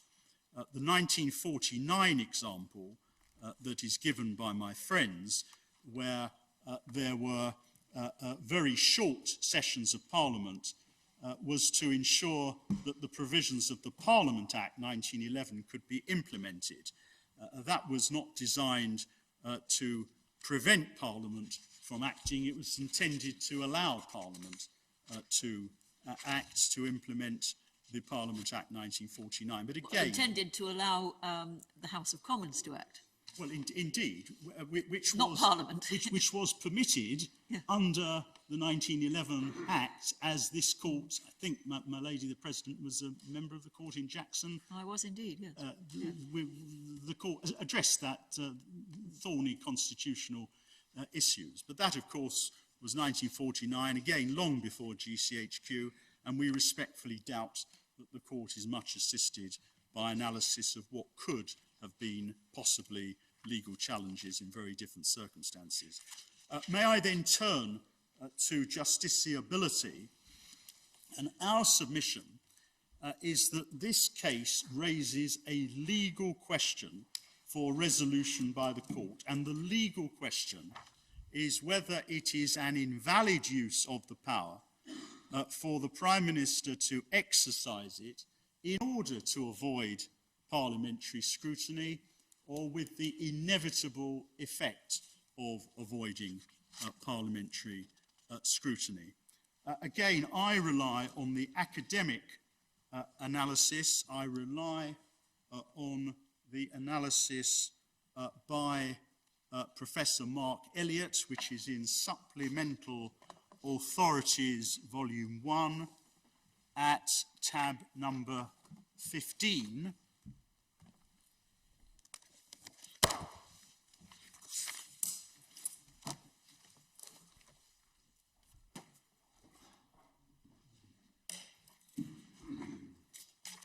And can I pick it up where I left off when I last took the court to tab 15? It's on the third page of Professor Mark Elliott's analysis. The court sees at the end, incidentally, who Professor Elliott is. He's Professor of Public Law, Deputy Chair of the Faculty of Law at the University of Cambridge, Fellow of St Catherine's College. He also served for 4 years as the legal advisor to the House of Lords Select Committee on the Constitution. And on the third page, in the final paragraph, the court sees that leads on to the question whether, notwithstanding all of the foregoing, the issues are non-justiciable. The answer to that question an answer that largely follows from the foregoing analysis is surely no. This is so because of what, once the issues are clearly understood, the court does not need to do in order to answer the relevant legal question. Paul Craig has correctly pointed out, that's Supplementary Authorities tab 13, that it's misconceived to suppose that the exercise of the prorogation power necessarily involves matters of high policy. Its exercise is almost always mundane. And he says it's possible to go even further in the present context and argue the issue at stake is justiciable because it doesn't, in the first place, raise any question for judicial determination upon which an argument of non-justiciability could bite. Such questions could, at least in theory, arise if a court were asked to rule on whether 3 days or 5 days would be reasonable and so lawful duration. That would raise the sort of problem referred to by the divisional court of an insuperable difficulty where the court can't make a legal assessment of whether the duration was excessive by reference to any measure. Crucially, however, no such issue arises in Miller and Cherry. There's no need for the court to determine whether the duration was excessive. This is not, however, to deny, and this is our case, that inferences may properly be drawn from the duration of a period of prorogation when a court is determining what the true purpose, or indeed effect, was. And the government's position is the government wanted to open a new session of Parliament, hold a Queen's speech. This signally fails to explain why such an abnormally long period of prorogation has been chosen and gives rise to an inference in improper purposes at stake. Thus, far from requiring the court to determine whether the duration is excessive, the issue requires the court only to determine whether to begin with. Prorogation was undertaken for a purpose that was legally impermissible because it lies outside the range of purposes for which the power can lawfully be deployed. And that's the Padfield point, with the intention or effect of frustrating the legal principle of parliamentary sovereignty. This is a crisp question of constitutional law, says Professor Elliott, concerning the scope of the discretionary power to prorogue, as distinct from a question about whether discretion has been lawfully exercised. Such a question of law about the scope of the executive's legal powers is manifestly, says Professor Elliott, one that lies within the field of matters with which the courts can properly deal. And then I draw the court's attention to the following paragraph, which adds some further supplementary reasoning, which I won't read out, only in the interest. It doesn't really address the authorities. And the subject, again, it's slightly frustrating to hear a very eminent academic holding forth, but without actually any reference to the authorities on the limits of review of the prerogative power. The authorities to which I'm coming recognise in my submission that where one is dealing with a question of law, where one's dealing with the question of whether there has been a breach of the general principles of public law, the court does have jurisdiction. I will come briefly to the authorities. I would have thought that was slightly more useful than with respect to Professor Elliott, because I mean, this is, to my mind, one of the really difficult issues we have to grapple with. It is. What are the limits of review in relation to the prerogative? Well, I just want to show you, Lordship, because it is interesting in a field of constitutional law just what approach is taken by the leading academics in this area.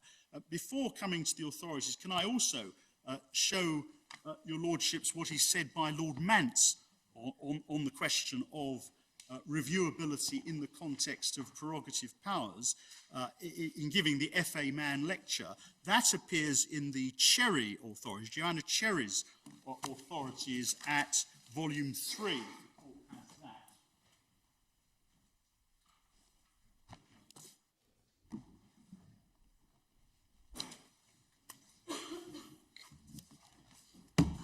It appears behind tab 67.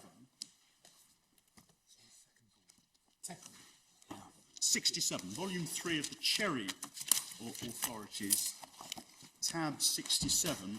I commend all of this to the attention of the courts. Yes, MS page number 3092 is the relevant passage. It begins at 3073.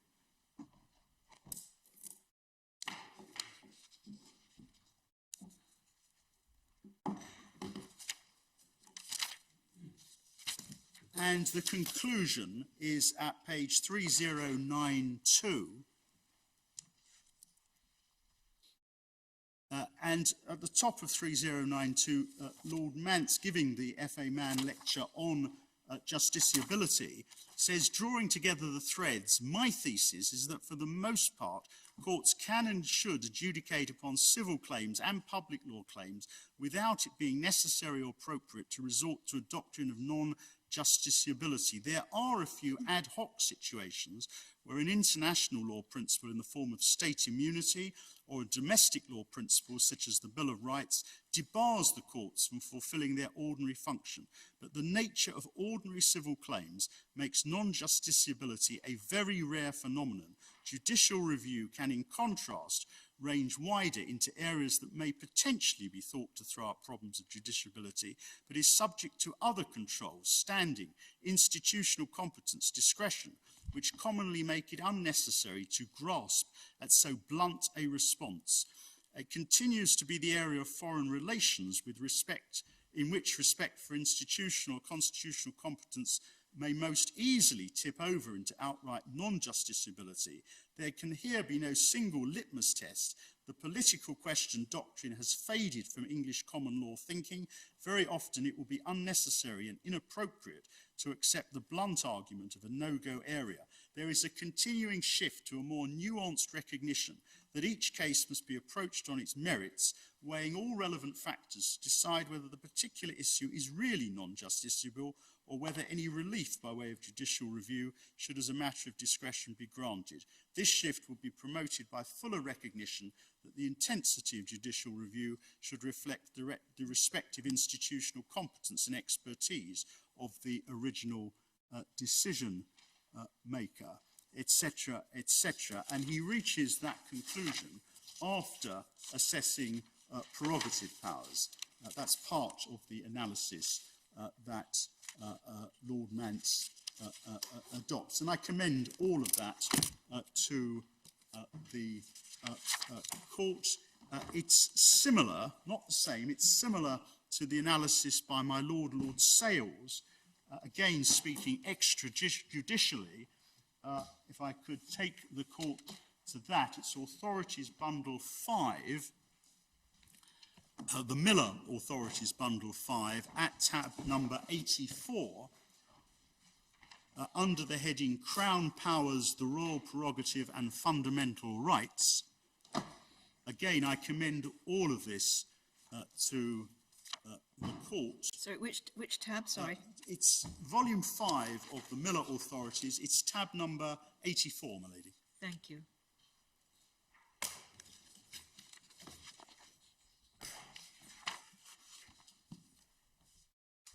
And at page 379, in the middle of the page, I just wanted to draw attention to this paragraph, although, as I say, all of it commands consideration. The most basic level of control of the Crown's prerogative powers is through the doctrine that the Crown only has such powers as are recognised by the courts. That is, the courts police the boundaries of prerogative power. The Crown's claims of constitutional authority are thus filtered through common law doctrine, much as the distinct claims of constitutional authority by another locus of constitutional power, namely claims of parliamentary privilege by Parliament, are scrutinised. While the common law is not exactly the source of prerogative power and parliamentary privilege, it is only to the extent that they are recognised by the common law and permitted to have operation that the authority claims which they embody are effective in law. And that involves an examination of historical claims and practices over time. And there's a reference in the footnote 88, to the proclamations case. The king hath no prerogative but that which the law of the land allows him. And we say that, with respect, is right, that the scope and extent of prerogative power is a matter for the courts to determine. The leading case... Sorry, can I know you've got a shortage of time. Please. But on your present formulation, the power can not be used in order to avoid parliamentary scrutiny or with the inevitable effect of avoiding it. Does that second half of it require a bit more sophisticated formulation? Because the Fixed Term Parliaments Act expressly allows for prorogation, and prorogation will inevitably mean no parliamentary scrutiny. I'm not challenging the existence of a power to prorogue. And I recognise, as your ladyship puts to me, that any prorogation involves a removal for that length of time of the powers of Parliament to scrutinise.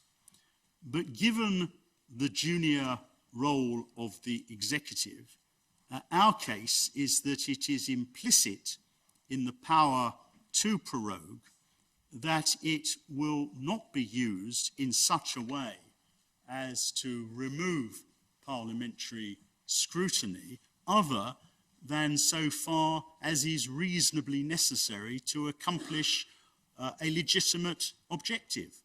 And here the objective that is presented is to end one session and start another with a Queen's speech. And I entirely accept that that is a decision which the Prime Minister is perfectly entitled to take. What he's not entitled to do, without a good justification, is to prorogue for a period so long that in effect, or with the purpose, it is going to frustrate, remove the ability of Parliament to scrutinise the actions of the executive. And we say, applying the Padfield principle in the context of prerogative powers, this is a decision, prorogation for 5 weeks, which either has the intention or has the self-evident effect of frustrating the constitutional principle of parliamentary sovereignty and supremacy over the executive. But I make it clear, if I haven't already done so, that of course the Prime Minister can prorogue, and of course any prorogation is going to have an adverse effect on parliamentary scrutiny. But this, we say, is a quite distinct case, given the circumstances and the length of prorogation. Can the legitimate purposes for which the executive prorogues Parliament include the obtaining of a political advantage? To obtain a political advantage, well, not if that political advantage is to remove the scrutiny of Parliament. No, for the reasons that I have sought to give. That, we say, is an impermissible purpose, because it is implicit in your Lordship's formulation that the executive is seeking to remove the scrutiny of Parliament. And if that is the purpose or the effect, it is not permissible. No. I mean, obviously cases are going to depend upon their facts in this context.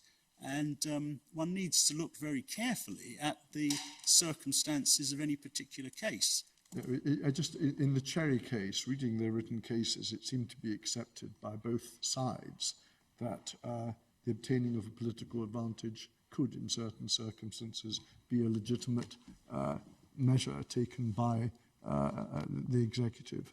Well, if your Lordship's putting to me, if the Prime Minister thinks, and he does, that there are political advantages in having a prorogation because he wishes to end one session of Parliament and start another in order to have a Queen's speech that will set out his programme, his government's programme, of course. I have no quarrel with that. I think it depends on the species of political advantage that one's speaking of. Yes, yes. Your essential submission is you cannot have political advantage in the form of shutting down Parliament to avoid scrutiny. Precisely, precisely. But I've accepted that it's perfectly legitimate for the Prime Minister to take the view, as he does, that it's time to have a Queen's speech. And in order to have a Queen's speech, you need to prorogue Parliament in order to have a new session. I have no quarrel with that. But that's a very different matter, as my Lord Kerr puts it. It's a very different matter from saying what I want to do is to have a prorogation of an exceptional length of time for the purpose or with the effect of closing down Parliament so that it cannot scrutinise the conduct of the executive. That's a very different matter. And it's a vital distinction. And I'm not asking the court to go wider than the circumstances of this unique case.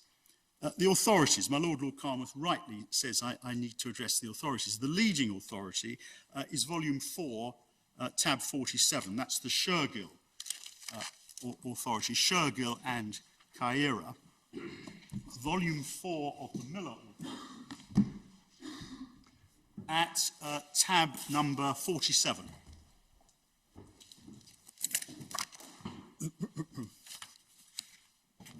And the relevant passage, it's in the judgment of Lord Newburgh, Lord Sumption, and my Lord Hodge, speaking for the court, tab 47, paragraph 41, which is on page 377 of the report, letter D on page 377,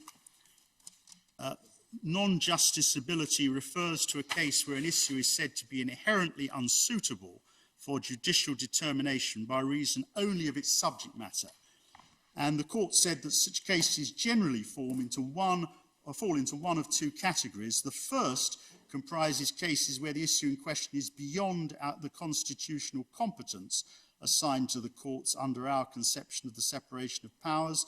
Cases in this category are rare, rightly so, for they may result in a denial of justice.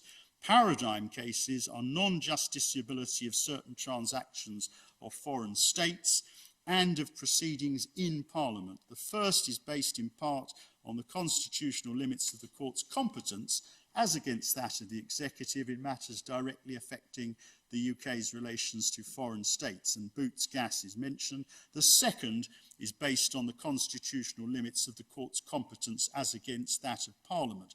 The distinctive feature of all these cases is that once the forbidden area is identified, the court may not adjudicate on the matters within it, even if it's necessary to do so in order to decide some other issue which is itself unquestionably justiciable. And that's not this case. No one suggests it's this case. The second category of non-justiciable cases is quite different.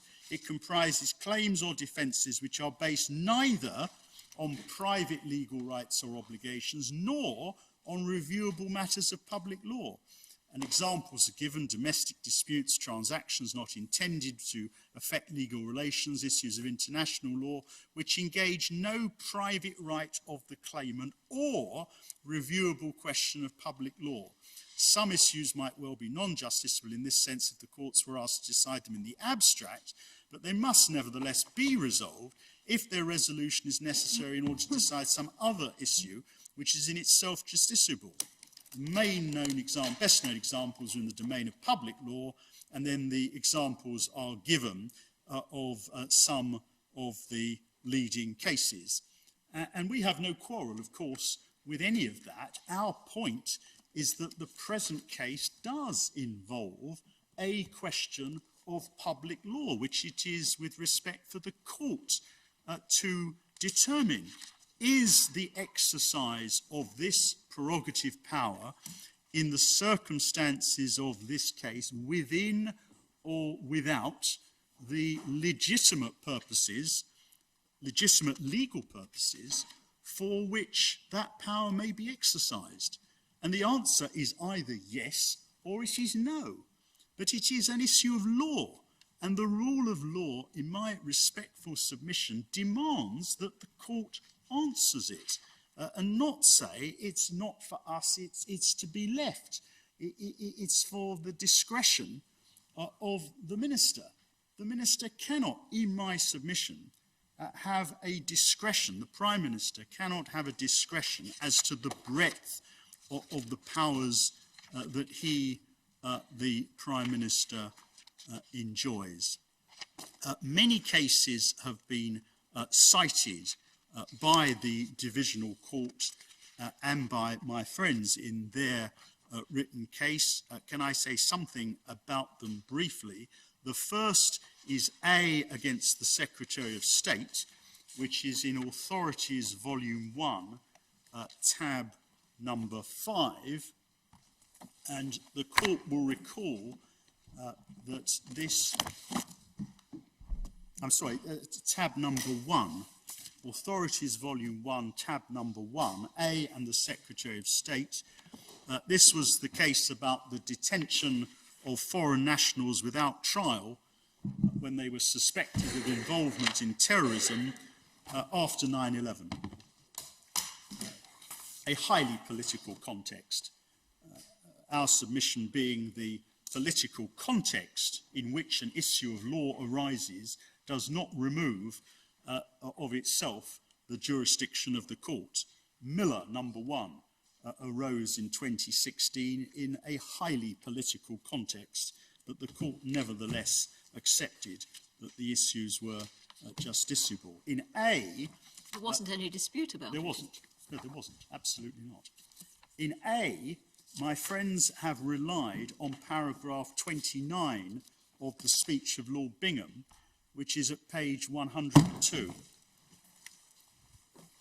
And paragraph 29 arose in the context of paragraph 16. Paragraph 16 on page 96, the heading was public emergency.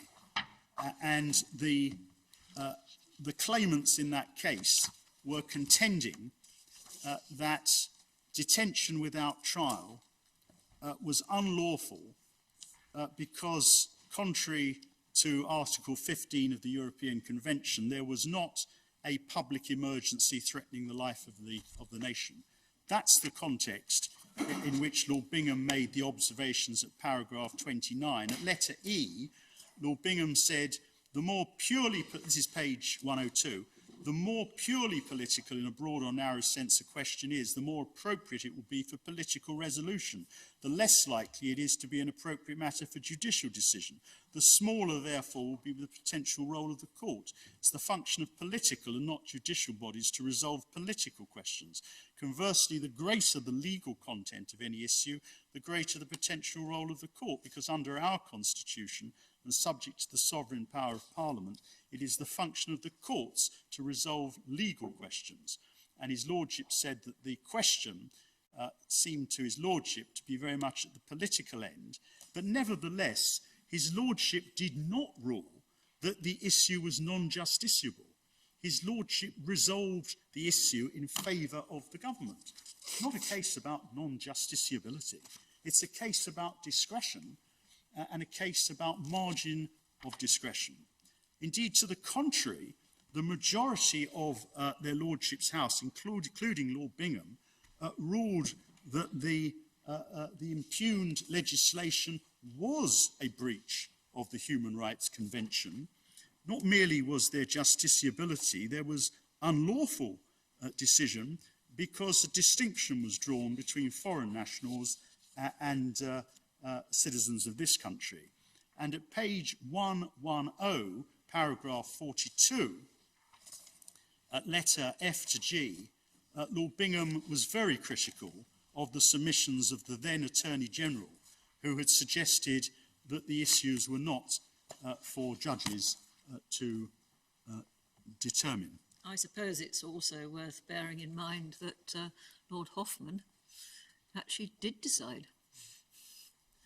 Lord Hoffman dissented on, yes, on the very point that there was indeed he did. An emergency threatening the life of the nation. So he obviously must have considered it to be a justiciable question. Well, I say, and I haven't got time to take the court through the judgment, all of their lordships accepted that there was justiciability, even on that highly political question of whether or not there was a threat to the life of the nation.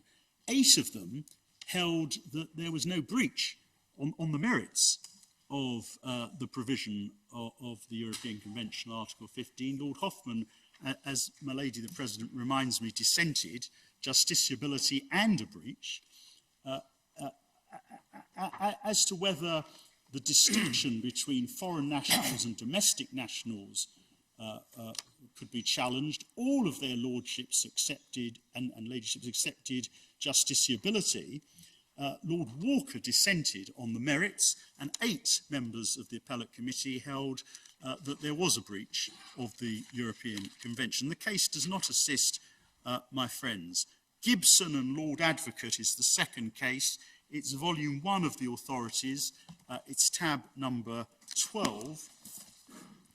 It's a decision of Lord Keith sitting in the Outer House in 1975. The context appears from page 139. This is volume 1 of the authorities, tab 12. Page 139, in the middle of the page, was the first paragraph of Lord Keith's decision. The issue was whether the European Communities Act was contrary to Article 18 of the Act of Union 1707 and was therefore null and of no effect. That was the issue in the case, and that's because it was pointed out that Article 18 of the Act of Union talks about Scots private law and matters of evident utility. And the judgment of Lord Keith that's relied upon is at 144 in the middle of the page, in the middle of the main paragraph at page 144. Lord Keith says, "I am, however, of opinion that the question whether a particular act of the UK Parliament altering a particular aspect of Scots private law is or is not for the evident utility of subjects within Scotland is not a justiciable issue. The making of decisions upon what must essentially be a political matter is no part of the function of the court, highly undesirable it should be. The function of the court is to adjudicate upon the particular rights and obligations of individual persons in relation to other persons or to the state, etc., etc." It's unsurprising as a conclusion. I would respectfully qualify Lord Keith's analysis if it is suggested that the court's only function is to adjudicate upon the particular rights and obligations of individual persons, because judicial review has long since proceeded further than that in relation to challenges as in Miller, as in Fire Brigade Union, are to the legality of policies, decisions which have an effect on the community at large, including the individual applicant. Then there's Robinson, which is Authorities Volume 4 of the Miller Authorities, tab 46. This was the Northern Ireland case involving the question of whether or not the First Minister and the Deputy First Minister could be appointed more than 6 weeks after the relevant date. And what is relied upon is paragraph 12 on page 398. My friends rely upon that, where Lord Bingham said matters of potentially great importance are left to the judgment of political leaders or of the Crown, where constitutional arrangements retain scope for the exercise of political judgment. They permit a flexible response. We point out that that was not a finding of non-justiciability. Far from it. See paragraph 11, where his lordship referred to the 1998 Act and then added, but the provision should, consistently with the language used, be interpreted generously and purposively, bearing in mind the values which the constitutional provisions are intended to embody. The case of Wheeler is at volume 4, tab 48. My Lord Sales played a role here as one of the counsel for the defendants.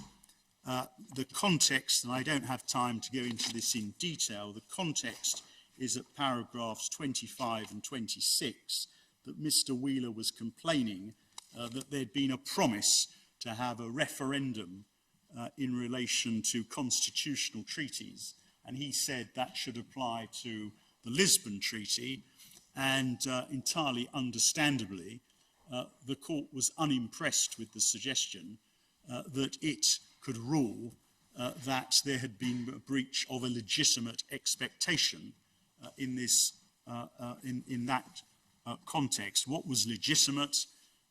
In what circumstances could the Prime Minister depart for good reason from any expectation?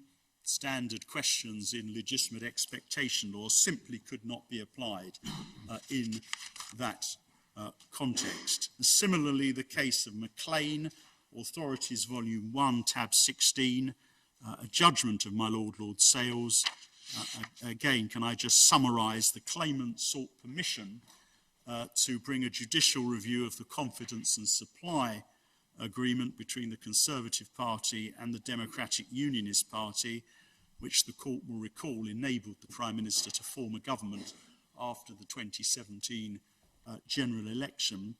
And the court refused leave. My Lord refused leave for that claim to be brought. Again, we have no difficulty in accepting that the claim did not raise any tenable public law issue on which the court could adjudicate in relation to the circumstances. So we have no difficulty with any of those cases. The cases in this court include Sandiford, which is Authorities Volume 3, and to which my Lord Carnworth referred earlier, Volume 3, tab 32. This was the case, the court will recall, involving the complaint that the Secretary of State was refusing to fund legal expenses for a British national who was facing the death penalty in Indonesia. And my Lord Carnworth gave the judgment for the court. My Lord, at paragraph 50, which is on page 2712, referred to the Abbasi case, referred to the GCHQ case, and picking it up at paragraph 52, your Lordship said, for the court's role is dependent on the nature and the subject matter of the power or its exercise, particularly on whether the subject matter is justiciable. Your Lordship referred to GCHQ, referred to Bentley. Bentley, of course, was the case where there was a challenge in 1994, was it 1993, to the refusal of the Home Secretary to grant a retrospective pardon to Derek Bentley, and the Divisional Court held that that decision was unlawful. Your Lordship said in GCHQ, Lord Roskill suggested as prerogative powers which would not be justiciable, those relating to the making of treaties, defence of the realm, prerogative of mercy, grant of honours, dissolution of Parliament, appointment of ministers. Even so, it has been held that a decision to refuse to issue any pardon based on a failure to identify the possibility in law of a conditional pardon may be reviewable.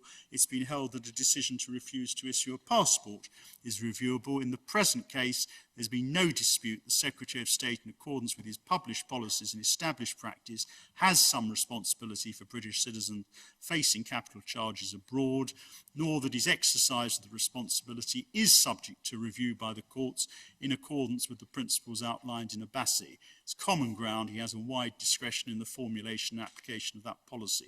The issues turn on the restrictions on which he is entitled to place on that policy and on its application to the appellant's case. So even in that foreign policy context, there was no dispute and the court was content to proceed on the basis that a prerogative power Yes, could be reviewable. I mean, it was given jointly with Lord Mance, actually, for the record, but I was... Yes, I apologise. We did discuss at paragraph 60 and following the differences between review of a statutory power and a prerogative power. We certainly suggested there were different principles applying because of the lack of a text within which one was reviewed. Absolutely, and that's why I accept it is more difficult to apply a Padfield principle in the context of a prerogative power. But the exercise I submit is a very similar exercise. It is necessary to identify, by reference to the common law constitutional principles, what are the purposes for which this power has been conferred on the Prime Minister.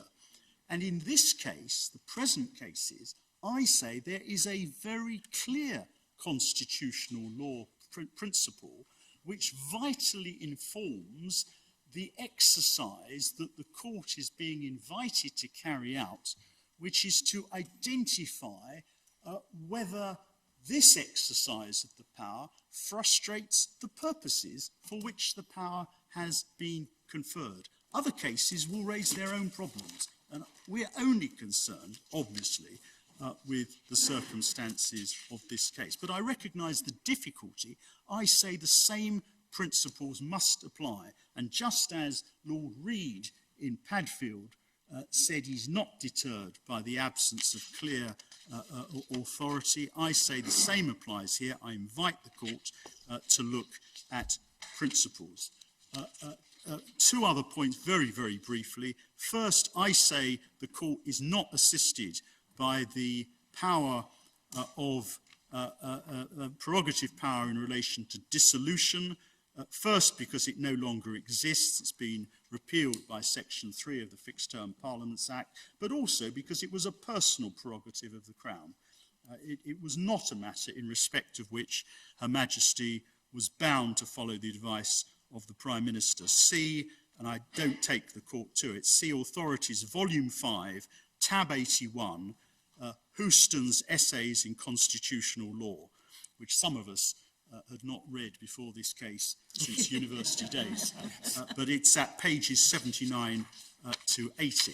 And finally, we do submit that if my friends are correct and the court lacks, if this issue is not a justiciable issue, then my friends really do need to confront the question of what happens if another Prime Minister were to decide that he or she wishes to prorogue Parliament for 6 months or for a year. And it is no answer to that for my friends to rely on Dicey, who said that no court could assist, because Dicey, for all his wisdom, was writing long, long before the development of modern constitutional law, and Dicey himself recognises that any such conduct would be, quote, of the most unconstitutional character. In my submission, the court should arrive at a conclusion that if we are otherwise correct in our submissions, that this issue is not justiciable only if the court were to be driven to do so. It is a legal question that we are raising, and legal questions are for the courts to determine. The remedy we seek is a declaration, and we only seek a declaration that the advice to Her Majesty was unlawful because paragraph 60 of the Prime Minister's detailed grounds, Trial Bundle Volume 3, Trial Bundle Tab 3, at page 41 says, and may I quote, if which is denied the advice was unlawful, the Prime Minister will take the necessary steps to comply with the terms of any declaration made by the court. In those circumstances, it's denied there's any basis for quashing the order. Unless my friends indicate to the court that the position of the Prime Minister has changed, the court has been told that the Prime Minister will comply with any declaration, and we therefore see no reason to seek any order other than a declaration. I noticed the time. I apologise for trespassing on the lunch of your lordships and your ladyship. I'm very grateful for your patience. Those are the submissions I wish to make on behalf of Mrs Miller, unless there are other matters the court would wish me to address.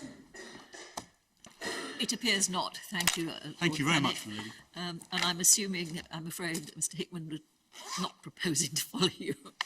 So your case is closed, and we will look forward to hearing from the Advocate General at 2 o'clock.